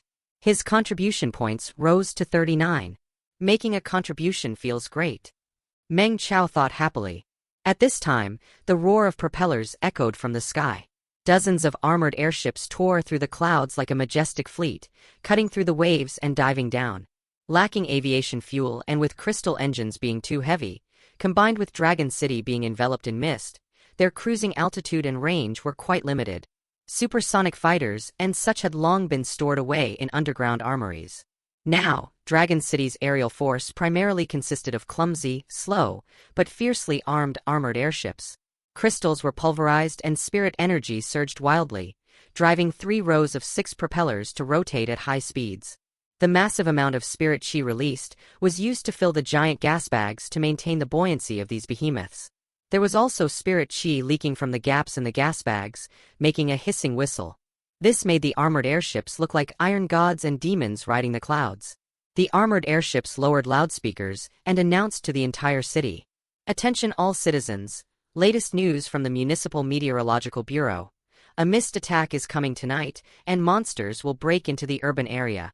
The primary areas for monster appearances are predicted to be near the North City Steel Plant. The Survival Committee has issued Order Number 93 of the 55th year of the new era, ordering the Dragon Steel Group to enter Level 1 combat readiness immediately. Jusha and Jiangbin districts will enter Level 2 readiness, while other areas will enter Level 3 readiness. All citizens, please strictly follow the regulations, stay alert, and prepare to face the enemy. Always remember, we are Earth's expeditionary force. Earth is with us, and Dragon City will be victorious. The weather forecast was an order. Instantly, whether inside or outside the campus or on the streets, the pace of students, workers, and white-collar professionals quickened by a notch. A monster siege tonight? Meng Chao's heart tightened. He hurriedly swung his backpack onto his back. Taking 3 steps at once, he spiraled downstairs like a whirlwind. He left the school gate and rushed to the bus station. With monsters approaching, the city's operational efficiency improved significantly. The bus soon arrived. Buses in this era were also driven by spirit energy, carrying a huge crystal engine like a hunchback. It was also called the Turtle Bus. It whooshed out spirit chi like an ancient steam train entering a station. The fuel for the bus was the lowest grade inferior crystal. Being full of impurities and having an insufficient reaction, the spirit chi sprayed out had a garlic smell and was somewhat irritating to the eyes. Meng Chao rubbed his eyes and impatiently squeezed onto the bus. Tianfu Garden was a common public housing estate found everywhere in the old city. After 30 years of the Monster War, a large number of buildings that had traversed from Earth were destroyed. The Survival Committee built a vast amount of indestructible new residences modeled after war fortresses. Defensive capability was the most important priority, with comfort being a secondary consideration. The main unit type in Tianfu Garden consisted of 2-bedroom apartments of 60 square meters. It sounded decent enough, but residential and office buildings these days had to reserve significant space for machine guns, anti-aircraft gun positions, and shelters. The walls were 3 times as thick as in the past, and every single wall was a load-bearing wall. Therefore, the shared area was more than twice that of the Earth era, leaving a practical area of at most 30 square meters. Each room was as small as a sparrow's cage. To meet the needs of defending the city and exploring the other world, the Survival Committee encouraged childbirth. While the population exploded, the facilities aged and illegal structures appeared, making the environment even more harsh. Sewage flowed everywhere, and the air was filled with stench. Dilapidated pipes leaked, and spirit energy hissed like 100 sirens. Residents couldn't afford top-grade crystals for household fuel and used cheap ones on par with those for buses. There were too many impurities and the smell was too strong. The entire community was immersed in colorful spirit energy all day long, like a street of barbecue stalls. Adding to that, the armor on the exterior walls was mottled and corroded by monster acid, appearing messy and grotesque. The residents here wanted to leave Tianfu Garden at all times. When adults were idle, they loved to scold their children. Why aren't you cultivating properly? All you do is recite Tang and song poetry all day. What's the use of that stuff? When will you pass the high school graduation exam, get into an undergraduate program, and become a transcendent? If we could live in a 120 square meter commercial housing estate, our ancestral graves on Earth would surely smoke with pride. Standing at the entrance of the wet market beside the community, Meng Chao had no complaints, only warm memories. Finally, I'm home. He heard the kind and familiar voices from the market. River snails, fresh river snails just caught from the river. Look, they still bite. Fresh mighty bull demonic boar liver. Give it to your kids so they get 100 on every exam and can kill monsters with every punch. Uncle, won't you take a piece? Jade fruits, newly cultivated from the genetic farm. Tastier than peaches on Earth. Juicy and sweet with every bite. If it's not ripe or sweet, you don't pay. The hustle and bustle was full of life. Meng Chao smiled. He greedily inhaled the aroma drifting from the cooked food stalls, walked through the market, and entered Tianfu Garden. Brother. Meng Chao rounded the small square, and someone suddenly called him. Looking back, a little girl in a junior high school uniform was dragging a large, heavy iron bucket, like a hard-working little ant dragging food several times its size. The little girl was cute, like a budding flower. Her eyes were curved with a hint of mischief. The uniform was one size too large, making her look even more delicate. She waved while hopping. Come help me. I'm exhausted. Oh. Meng Chao walked toward his sister, Bai Jiaocao, feeling a bit dazed. Looking at that pretty little face that hadn't yet fully matured, his brain throbbed again. It felt as if a red-hot steel needle was piercing through his temple and into the deepest part of his mind, releasing crystalline shards of memory. Her beautiful long black hair turned into flaming purple hair, and her jewel-like black eyes shone with a seductive light. She bore a pair of wide bloodshot wings, like a demon descending from the depths of the blood hell abyss. A mysterious and evil smile played on the corners of her mouth. Her heavy, colorful beauty was enough to make the hearts of half the creatures in the other world burst with terror. This was the Night Witch. Wherever she went, she brought the eternal night of endless darkness. Brother. Heh heh. Meng Chao seemed to see his sister far into the future, the girl who would become the Night Witch, treading him under her feet while sneering mysteriously. Brother. What's up? A small hand waved in front of his eyes. Bai Jiaocao looked at him oddly. You look like a mouse who just saw a cat. Meng Chao, meow meow meow. He never expected her to be this kind of sister. His eyes flickered with a strange light. Brother, what are you doing? Bai Jiaocao felt a chill down her spine. Let me ask you something, Meng Chao said weirdly. Do you have any dissatisfaction with me? How could I, brother? What could I possibly be dissatisfied with? Nonsense, of course I'm dissatisfied, you bad brother. Do I treat you poorly or bully you often? No way, brother is the best to me. You never bully me. Of course you're not good. You bully me every day. You're the great demon king.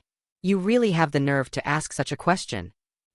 I'm saying if, one day you gain great power, would you tread me under your feet? Oh my God, my dear elder brother, what on earth are you thinking? How could I tread you under my feet? Am I that brutal? Hee, you guessed right. If this lady gets power, the first thing I'll do is tread you, this bad brother, under my feet. Stomp hard, stomp stomp stomp, oh ho ho ho. Bai Jiaocao tried her best to control her facial expression, but the thought of flipping the script and standing triumphantly over her tyrannical big brother was uncontrollable. Meng Chao narrowed his eyes and suddenly reached out his devil's claws, covering his sister's head and rubbing it vigorously. Brother, what did I do to provoke you? Bullying me again? Bai Jiao was both angry and flustered, her small face flushed red. Does a brother need a reason to bully his sister? Meng Chao felt a surge of satisfaction. He thought to himself, who told you to stomp on me so hard after you became the Night Witch? While I can still beat you, I'll enjoy myself first. Since he had returned from the nightmare, he would never allow even a sliver of misfortune to befall his family again. Little sister, I won't let you become the terrifying Night Witch. You should be the happiest, most beautiful and most beloved little princess in the entire city. No, the entire other world. As he thought this, he messed up the little princess's hair even more. Brother, I hate you. Well, I just love the way you hate me but can't get rid of me. Tianfu Garden. Building 19. Unit 3. Due to power shortages and monster invasions, buildings in this era rarely had elevators installed. Adults were used to climbing the walls like geckos and entering their homes directly through the windows. Teenagers, however, found climbing the stairs to be no effort at all. Meng Chao and Bai Jiao pushed and pulled the heavy iron bucket of iron-armored rhino beef until they reached the door of Unit 704. Nailed to the paint-peeling alloy door was a 5 Good Family plaque. Beneath the plaque, 65 deformed horned skulls were spray-painted, each marked with a red cross, representing the 65 monsters this family had slain. This scene, both familiar and strange, made Meng Chao's nose sting with emotion. In his nightmare, 20 years of a plain yet happy life for this family of 4 had come to a sudden halt amidst the chaos. Having returned from that nightmare, Meng Chao was determined to guard everything forever. Mom, I'm home. Even though he had the keys in his pocket, Meng Chao couldn't help but shout. The cramped but tidy room was as stifling as a steamer. In the open kitchen squeezed next to the small living room, Bai Suxin, who had difficulty moving her legs, was sweating profusely in front of the stove.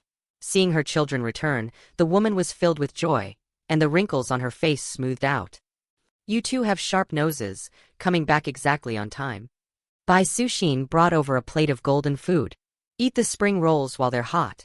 They're filled with 9-eyed fish meat. It's a newly mutated species. No one's seen it before and few dare to eat it. It was very cheap, so I bought a lot. If it tastes good, I'll make more in the future. Mom! Meng Chao took a deep breath, his hands trembling as he took the spring roll his mother had fried. He took a careful bite. It was fragrant. The meat was sweet, a sweetness he felt he hadn't tasted in many years. This child, why are you crying just from eating a spring roll? Bai Suxin looked at Meng Chao, then at Bai Jiao. Bai Jiao made a small face and tapped her temple, signaling to her mother. Brother's brain is broken today. Show some respect. I heard you talking about your brother from outside. Meng Yishan walked into the house with heavy steps and was instantly immersed in the warm atmosphere, his fatigue vanishing. He felt everyone in the family was acting a bit strange today, especially his son. Why were his eyes so red? He didn't look possessed. He looked more like his wife after she finished watching those ancient Earth Korean dramas. In his memory, his father had always been a pillar of strength. Quick, turn on the TV and see if there's a live broadcast of the battle. Bai Jiao turned on the TV while munching on a spring roll. With the monster invasion tonight, every channel was broadcasting emergency combat programs. Latest news. At 18:55 tonight, the military's Battle Crab Commando Unit completed its deployment at the northern city defense positions. On the screen, 6-legged war machines resembling giant steel crabs appeared. Equipped with reactive armor, their slightly bulky shells were engraved with a large number of profound and complex runes. Dark red crystals were embedded in the gaps of the armor. Flame-like spirit energy crisscrossed along the strokes of the runes, flowing to the ends of the war machine's limbs. The constant hissing of spirit chi gave these biomimetic crawler tanks a grotesque and powerful feeling, a fusion of the steam age and future technology. These steel giant crabs are Dragon City's latest and most advanced war machines. The monsters of the other world will eventually be drowned in Dragon City's iron torrent. On the screen, the atmosphere was tense and filled with killing intent. Most residential communities had their doors and windows sealed. Machine gun and anti-aircraft gun positions were everywhere on the ground, with soldiers patrolling with guns on their shoulders. June and July are the breeding season for dozens of crustacean monsters like the flame black beetles. In the last 3 mist descents, the main invading forces were crustacean monsters. To deal with these, it is suggested that citizens use more armor-piercing rounds. We now have monster expert Professor Ke Jindong from the Biology Department of Dragon City University to introduce the habits and weaknesses of crustacean monsters in detail. Hello, Professor Ke. Hello, host. Hello, viewers. The host and the monster expert conversed fluently. On the screen, above a luxury estate, a bald, burly man with a tattoo of a skeletal tiger on his head rose into the sky. 2 9-ring ghost head sabers crossed on his back. Complex spirit patterns continuously emerged on his skin, glowing and gradually detaching from his flesh to swirl around him, forming spirit energy armor that could change at will. Ah! Bai Jiaozhao stopped halfway through washing the dishes, drawn by the screen. She watched intently, not at the 6-star Transcendent, but at the luxury mansion he had flown out from. That's Dragon City 1. Master Luo Wu lives there, Bai Jiaozhao lamented. I heard the smallest apartments in Dragon City 1 are 200 square meters. The decoration is as beautiful as a palace. It's not like our community, which reeks. They use the purest high-quality piped spirit qi, which smells sweet. Also, their property management company has its own main battle tanks. Over half the residents in the community are transcendent. They aren't afraid even if they encounter nightmare beasts. Pausing for a moment, she shook her head. Why say all this? One bathroom in Dragon City 1 was probably more expensive than a whole house in Tianfu Garden. Suddenly, a piercing alarm came from outside the window. 3 short beeps followed by a long siren. This was the level 1 combat readiness signal. The entire community cut off electricity and spirit energy supplies on time. All energy had to be concentrated and prioritized for the defense system. Alloy armor plates over 20 centimeters thick dropped, covering the windows of every household, leaving only fist-sized shooting holes and observation holes. Automated combat fortresses rose from the neighborhood wet market, small supermarkets, small squares, and primary schools. From the residence committee, rumbled a scarred, old-fashioned anti-monster self-propelled gun. The Joint Defense Tactical Squad also drove out a rust-spotted infantry fighting vehicle to form a mobile force. Tianfu Garden. Fortressization complete. The mist descended. Monsters appeared. Upstairs and downstairs, footsteps were urgent but not chaotic. Regardless of gender or age, all residents were mobilized. Former elite marksmen from the military were at their windows and balconies, forming crossfire through the shooting holes. The elderly, women and children also prepared emergency food and medical kits, picking up daggers, bayonets, and entrenching shovels. If monsters broke into the residential buildings, they would offer the final resistance. After decades of being baptized by wind and waves, the nerves of Dragon City people had become extremely thick. Meng Chao dragged a semi-automatic rifle to the living room window and skillfully used sofa cushions to set up a kneeling shooting position. He squinted through the shooting hole in the armor and looked out. In the pitch-black night, the mist that originally covered the field spread toward the city like the tentacles of a demon. Deep within the mist, red and blue lights flickered. The lights writhed, and monsters gradually revealed their hideous figures. The spirit energy oscillator set in the center of the small square continuously released infrasound waves inaudible to the human ear to attract the monster's attention. Sha-sha-sha-sha. Hundreds of flame black beetles were attracted, merging into a black torrent surging toward the main square. Each flame black beetle was the size of a calf. Their black metallic lustered shells were covered in flame-like markings. A pair of oversized mouthparts were like upper and lower guillotines, capable of biting through even an iron rod as thick as a bull's mouth. Shwa! The searchlights set atop the residential buildings suddenly lit up. Dozens of thick light beams tore the darkness to shreds, leaving the monsters with nowhere to hide. Zzz. Around the small square, dozens of high-voltage electrical towers rose from the ground, firing hundreds of blinding electric arcs, electrocuting the monsters until green smoke rose and they were unable to move. Chi-chi-shi-shi. Inside dozens of automated combat fortresses resembling tortoise shells, crystals were crushed, releasing high-temperature and high-pressure spirit qi to propel projectiles. They whistled out like a torrential rain toward the monsters. The principle was similar to an air gun from the Earth era, but driven by spirit qi, the lethality was naturally 100 times stronger than compressed air. The flame black beetles were first electrocuted into a daze, and then riddled with holes by the shooting. Even with their hard shells, insect juice splashed, and casualties were heavy. Ah Chow, how is the battle? Meng Yishan brought neighbor Grandma Wang over.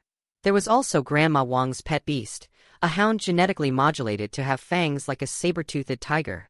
The two families were very familiar. As soon as the saber-toothed hound entered, it circled by Jia Cao, wagging its tail vigorously. "It's okay for now, we've stabilized." Meng Chao turned back. "Grandma Wang, you should watch out for your own safety too." "Good kid, looking down on this old lady's old arms and legs, are you?"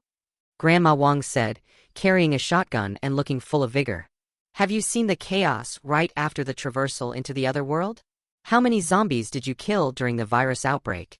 How many years have you fought in the monster war? Back in my day, that old man of mine and I—" "Grandma Wang, I was wrong, I know you'll be fine. Please just look after my mom and sister." "Thank you." Meng Chao felt a bit of a headache. The first wave of flame black beetles was beaten into a rout, but the mist tonight was exceptionally thick. More and more flame black beetles surged from the depths of the mist, crowding the streets until their shells scraped against each other, creating sharp noises and even sparks. Hundreds of flame black beetles rushed toward the community square like moths to a flame, disregarding casualties as they toppled the first high-voltage electrical tower. Mountains of corpses blocked the shooting holes of the automated turrets.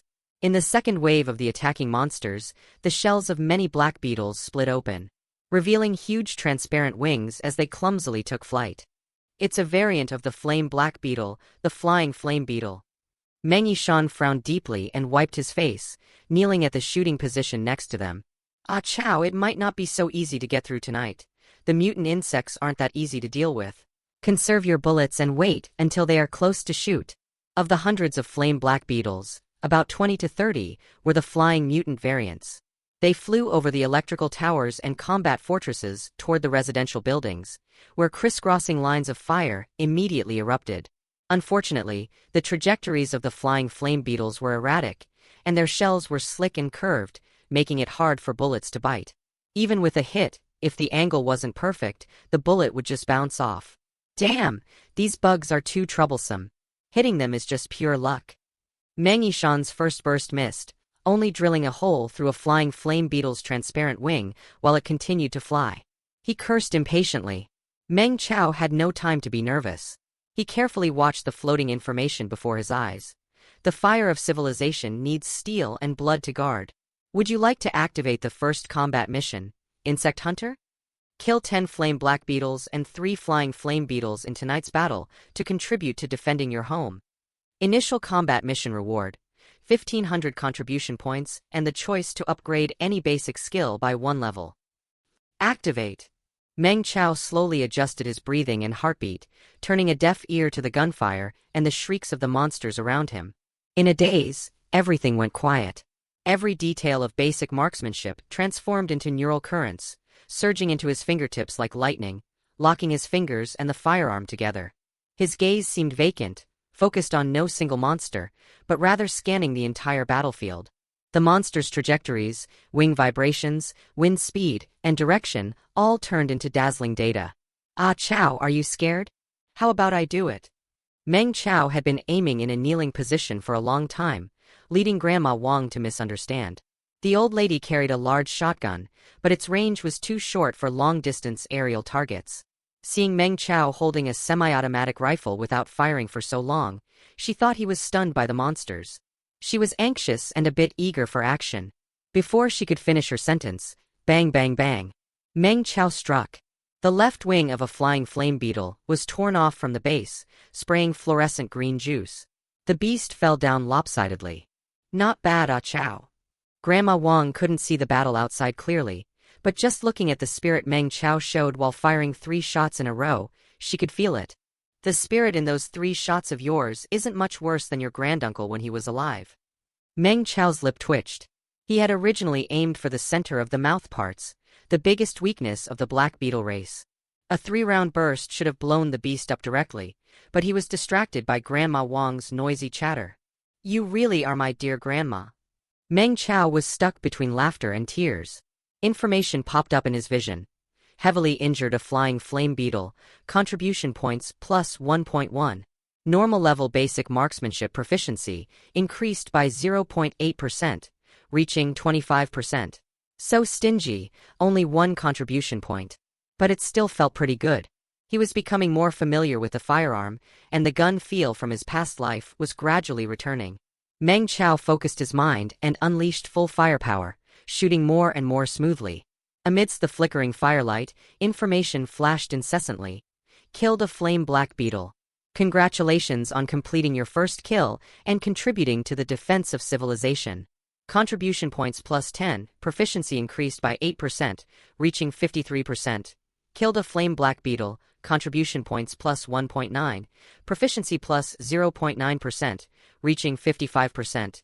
Killed a flying flame beetle, contribution points plus 3, proficiency plus 2.5%, reaching 58%.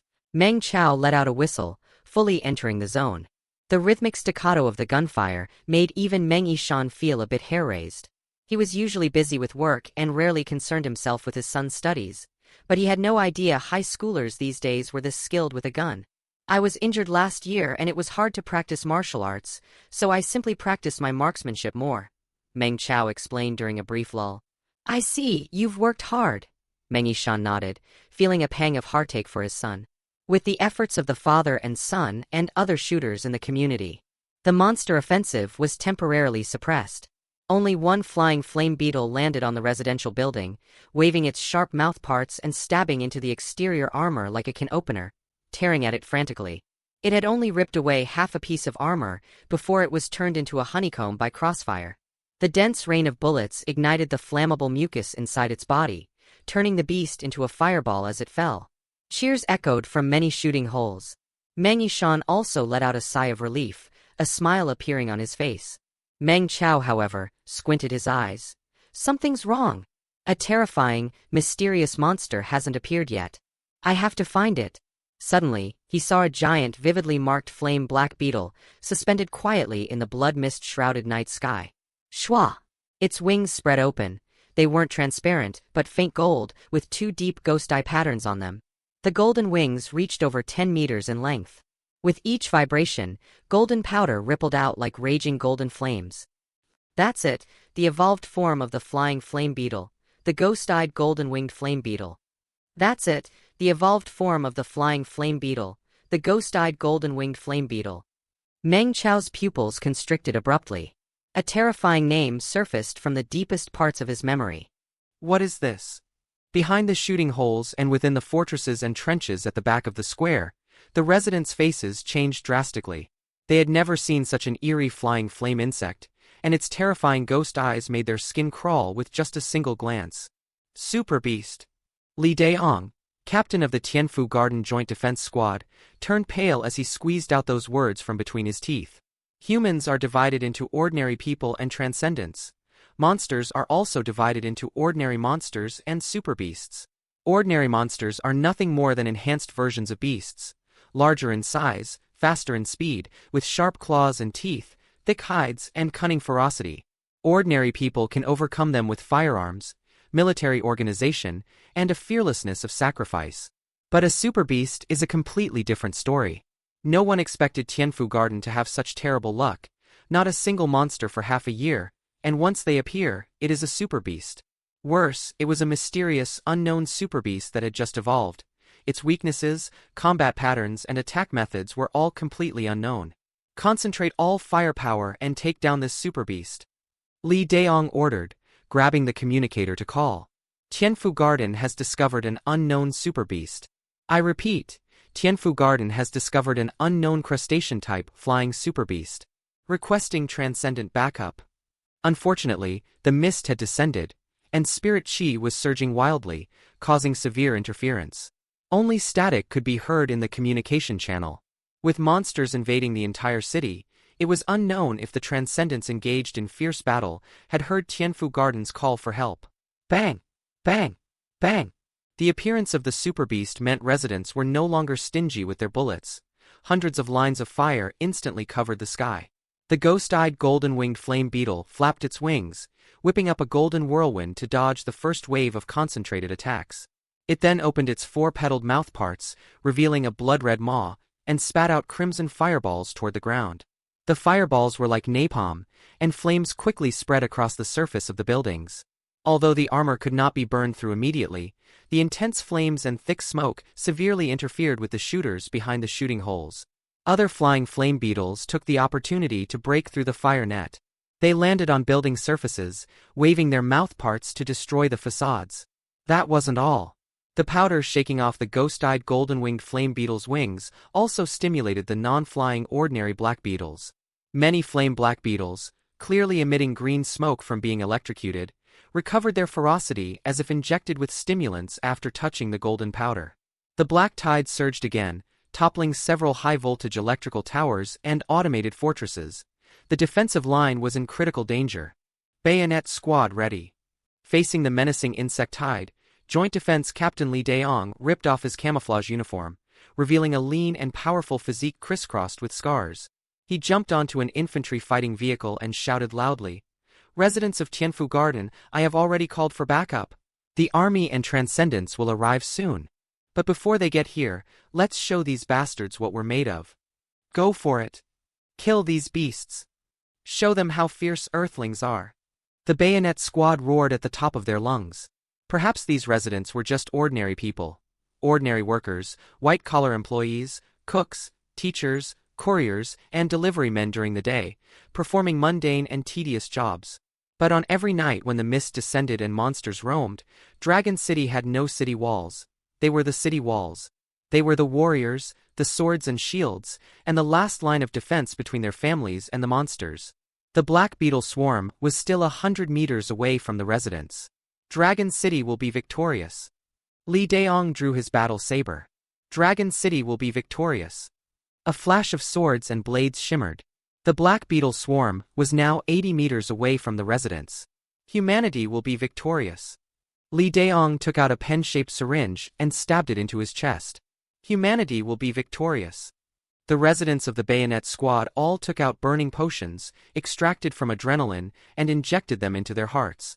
Accompanied by bursts of gasps, their muscles expanded at a visible rate. Thick blood vessels, like clawing dragons, coiled around their extremely robust bodies. The black beetle swarm was 60 meters away. Earth will be victorious. Li Daong looked up at the horizon.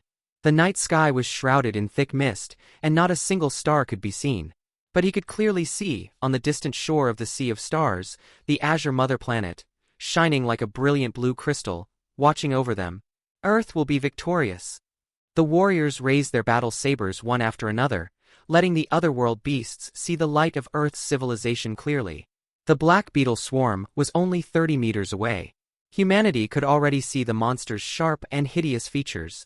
In room 704, Meng Chao shouted, "Ah Chao, quickly take your mom, your sister and Grandma Wang and run. I can hold off this beast." "Dad, you can't do it alone. Let Mom and the others run first. The two of us will hold this place." Meng Chao grit his teeth.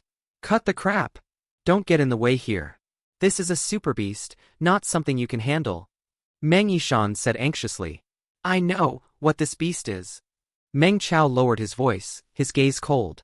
His eyes, filled with killing intent, locked firmly onto the ghost-eyed golden-winged flame beetle through the sight, smoke, and flames. This was the beast. In the memories of his past life, it was this beast that slaughtered many residents of Tianfu Garden. It seriously injured his mother and led his sister down a dark path.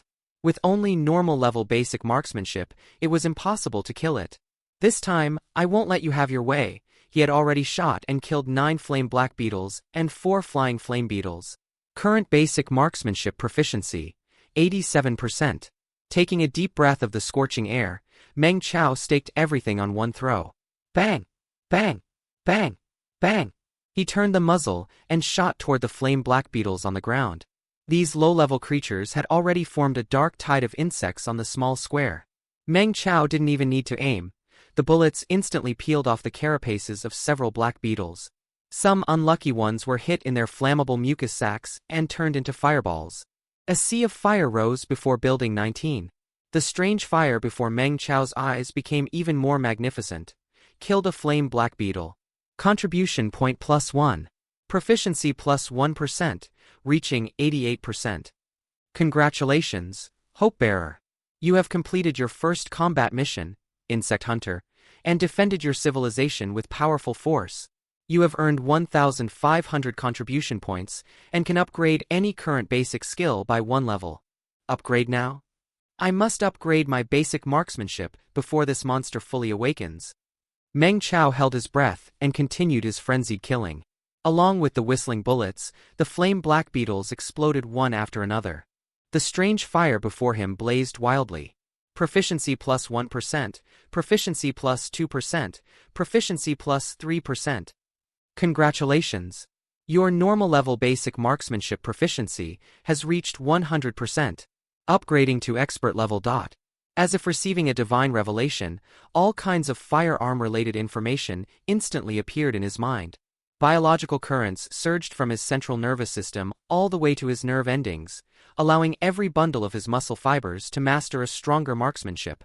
Just then, a string of exceptionally distinct gunshots rang out from the residential building behind them. They failed to penetrate the carapace and instead completely enraged the super beast. The ghost-eyed golden-winged flame beetle was furious, letting out a screeching hiss as it searched for the source of the attack. The ghost-eyed golden-winged flame beetle swept above Meng Chao's unit building. Screech! The sharp hiss tore at the eardrums of all the residents. Meng Chao was startled.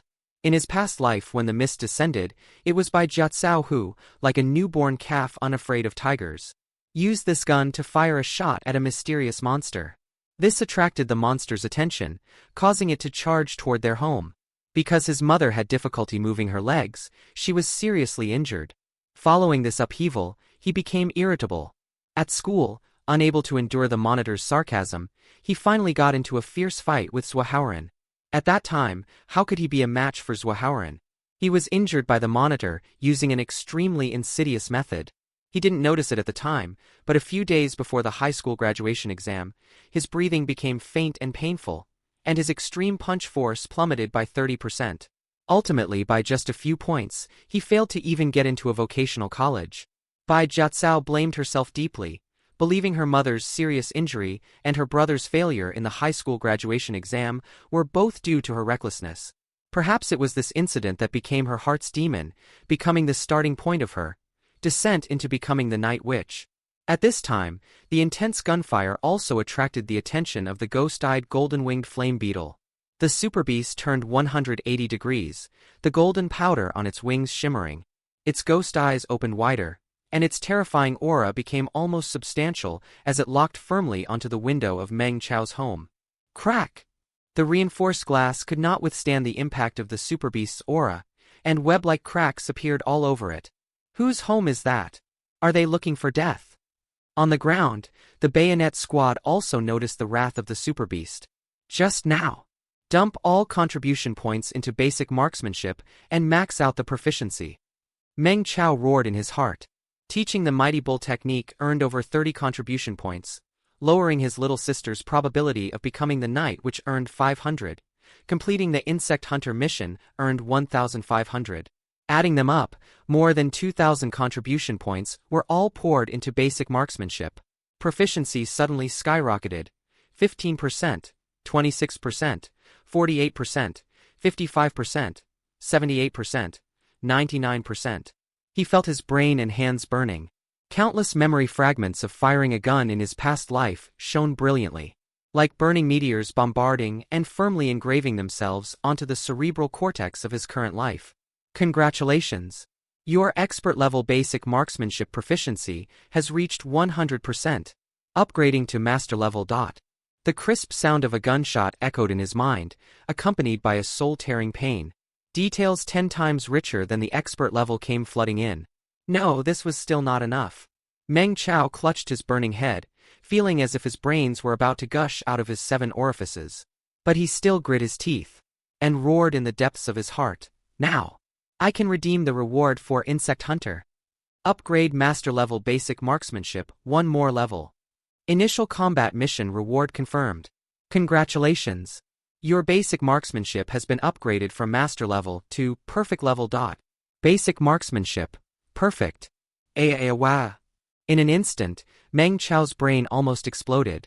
An incomparably violent flow of information not only poured in all his past life shooting experience, but also seemed to include the shooting experience of hundreds of veterans who had died alongside him when Dragon City was destroyed.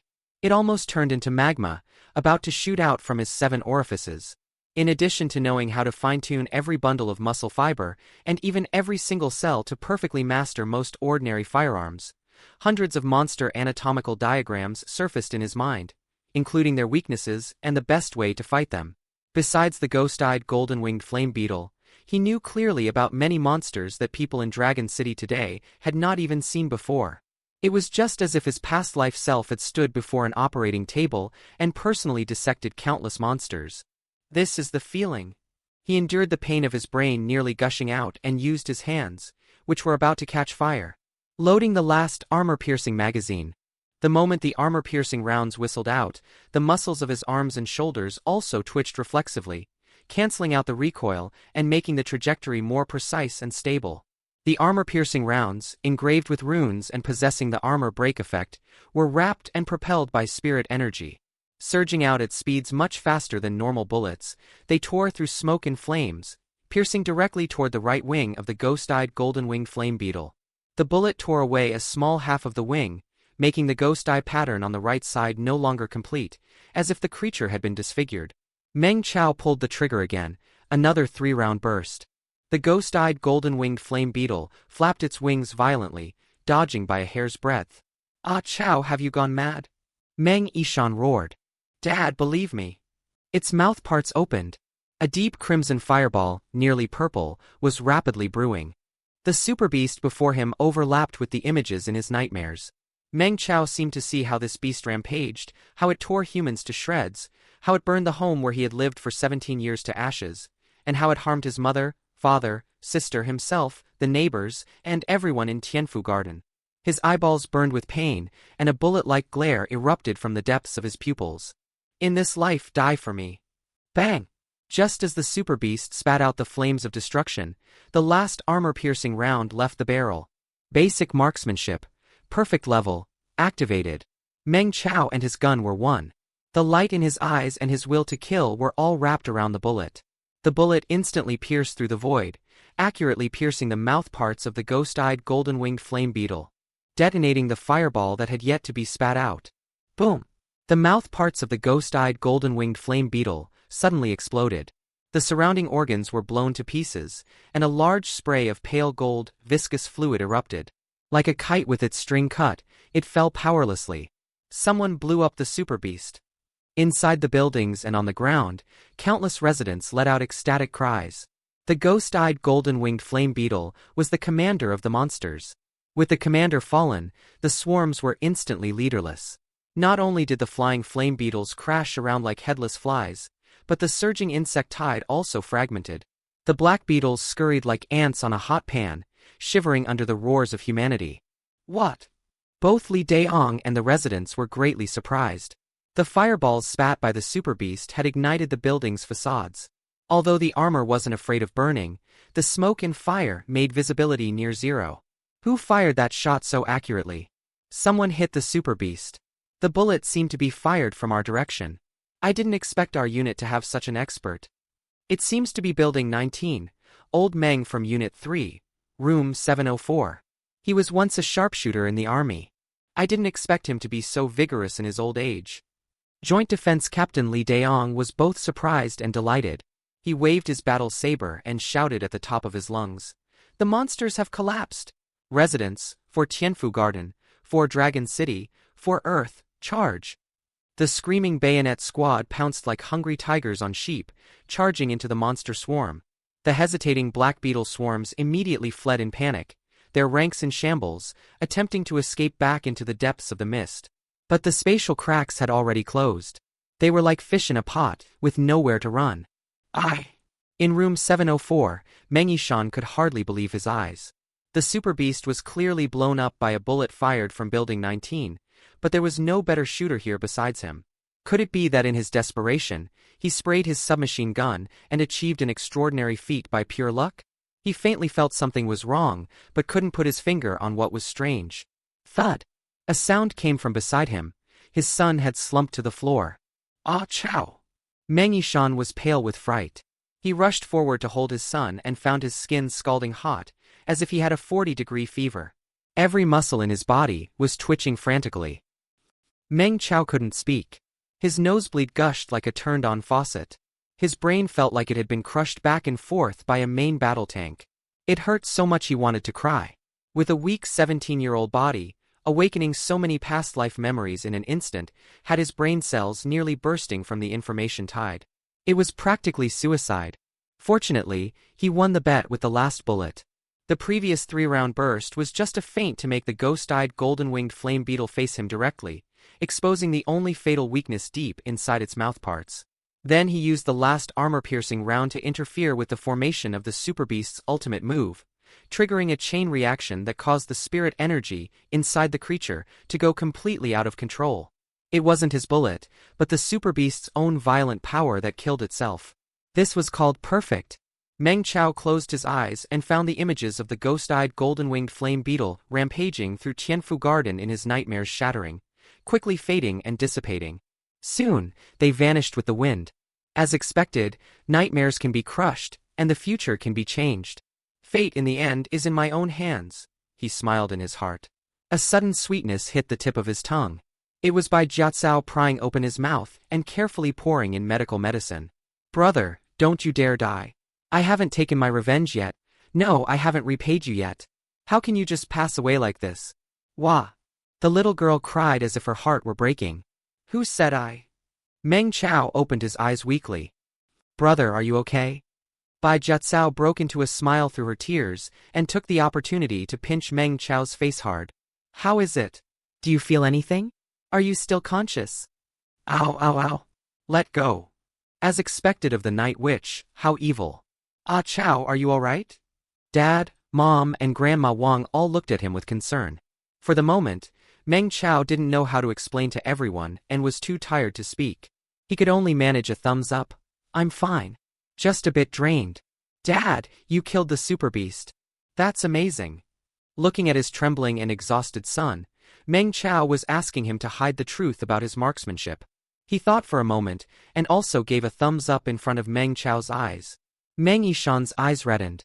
Son, you are also very amazing. Get some rest. We are all here, don't be afraid, the middle-aged man said with absolute seriousness. That's right. With me here, no other demons or ghosts can even think of bullying you. Bai Jiaocao added. This old lady won't talk nonsense either. Don't worry, Grandma Wang said. Meng Chao laughed, heh, and closed his eyes. A moment later, he snapped them open again. Something was wrong. If he had killed the ghost-eyed golden-winged flame beetle, why hadn't an information prompt popped up telling him how many contribution points he had earned? Could it be? Meng Chao's skin crawled. Ignoring the world spinning around him, he lunged toward the shooting hole under his family's cries. Sure enough, the ghost-eyed golden-winged flame beetle had crashed heavily onto the ground. Although golden fluid flowed all over the place, it wasn't dead. It was only in a state of suspended animation for a moment. As the golden liquid gradually solidified and the wound writhed and healed, its wings actually began to tremble slightly again. Not good. My body is still too weak, the dark injuries aren't healed yet, and I haven't mastered powerful spirit energy. Although he had the consciousness of perfect-level basic marksmanship and the past life memories of monster weaknesses, the coordination between his brain and body wasn't synchronized. This would take a long time to break in.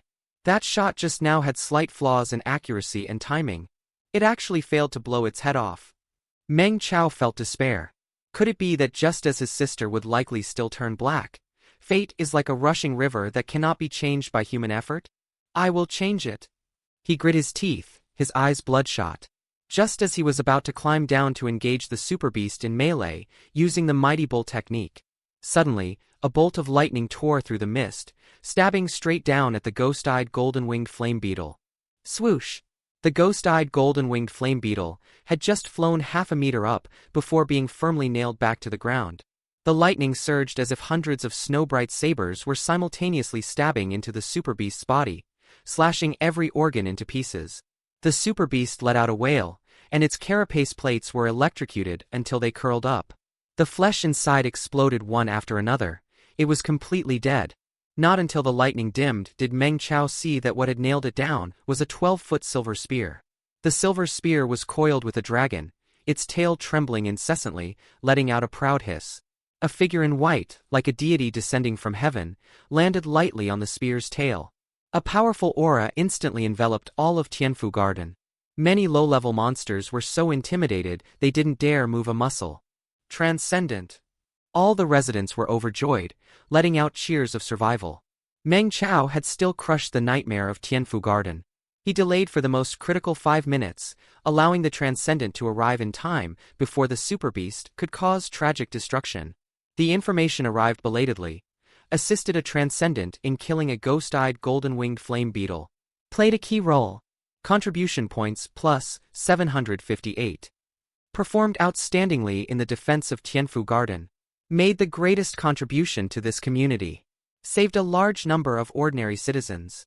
Dragon City has become stronger because of you. Contribution points plus 436. The ghost-eyed golden-winged flame beetle far exceeded the level you could handle. Congratulations to the Hope-Bearer for risking your life to overcome the strong as the weak. Once your deeds spread, they will inspire more ordinary citizens to follow your example and fight to the end for civilization. Additional contribution points, plus 899. Special Citizen by Jiatsao, the Night Witch, probability of blackening reduced by 1%. The future chaos of Dragon City has been reduced. Contribution points plus 500. Current contribution points, 2,478. Can awaken new basic skill, Dragon Snake Force, and auxiliary skill, Basic Harvesting. Nearly 2,500 contribution points shimmered, and several gray, yet to be awakened new skills appeared. Including the basic marksmanship that was upgraded to perfect level in one breath, the harvest was indeed rich. Meng Chao, however, was a bit dazed. He sat against the corner for a long time, muttering unwillingly, "Transcendent ha!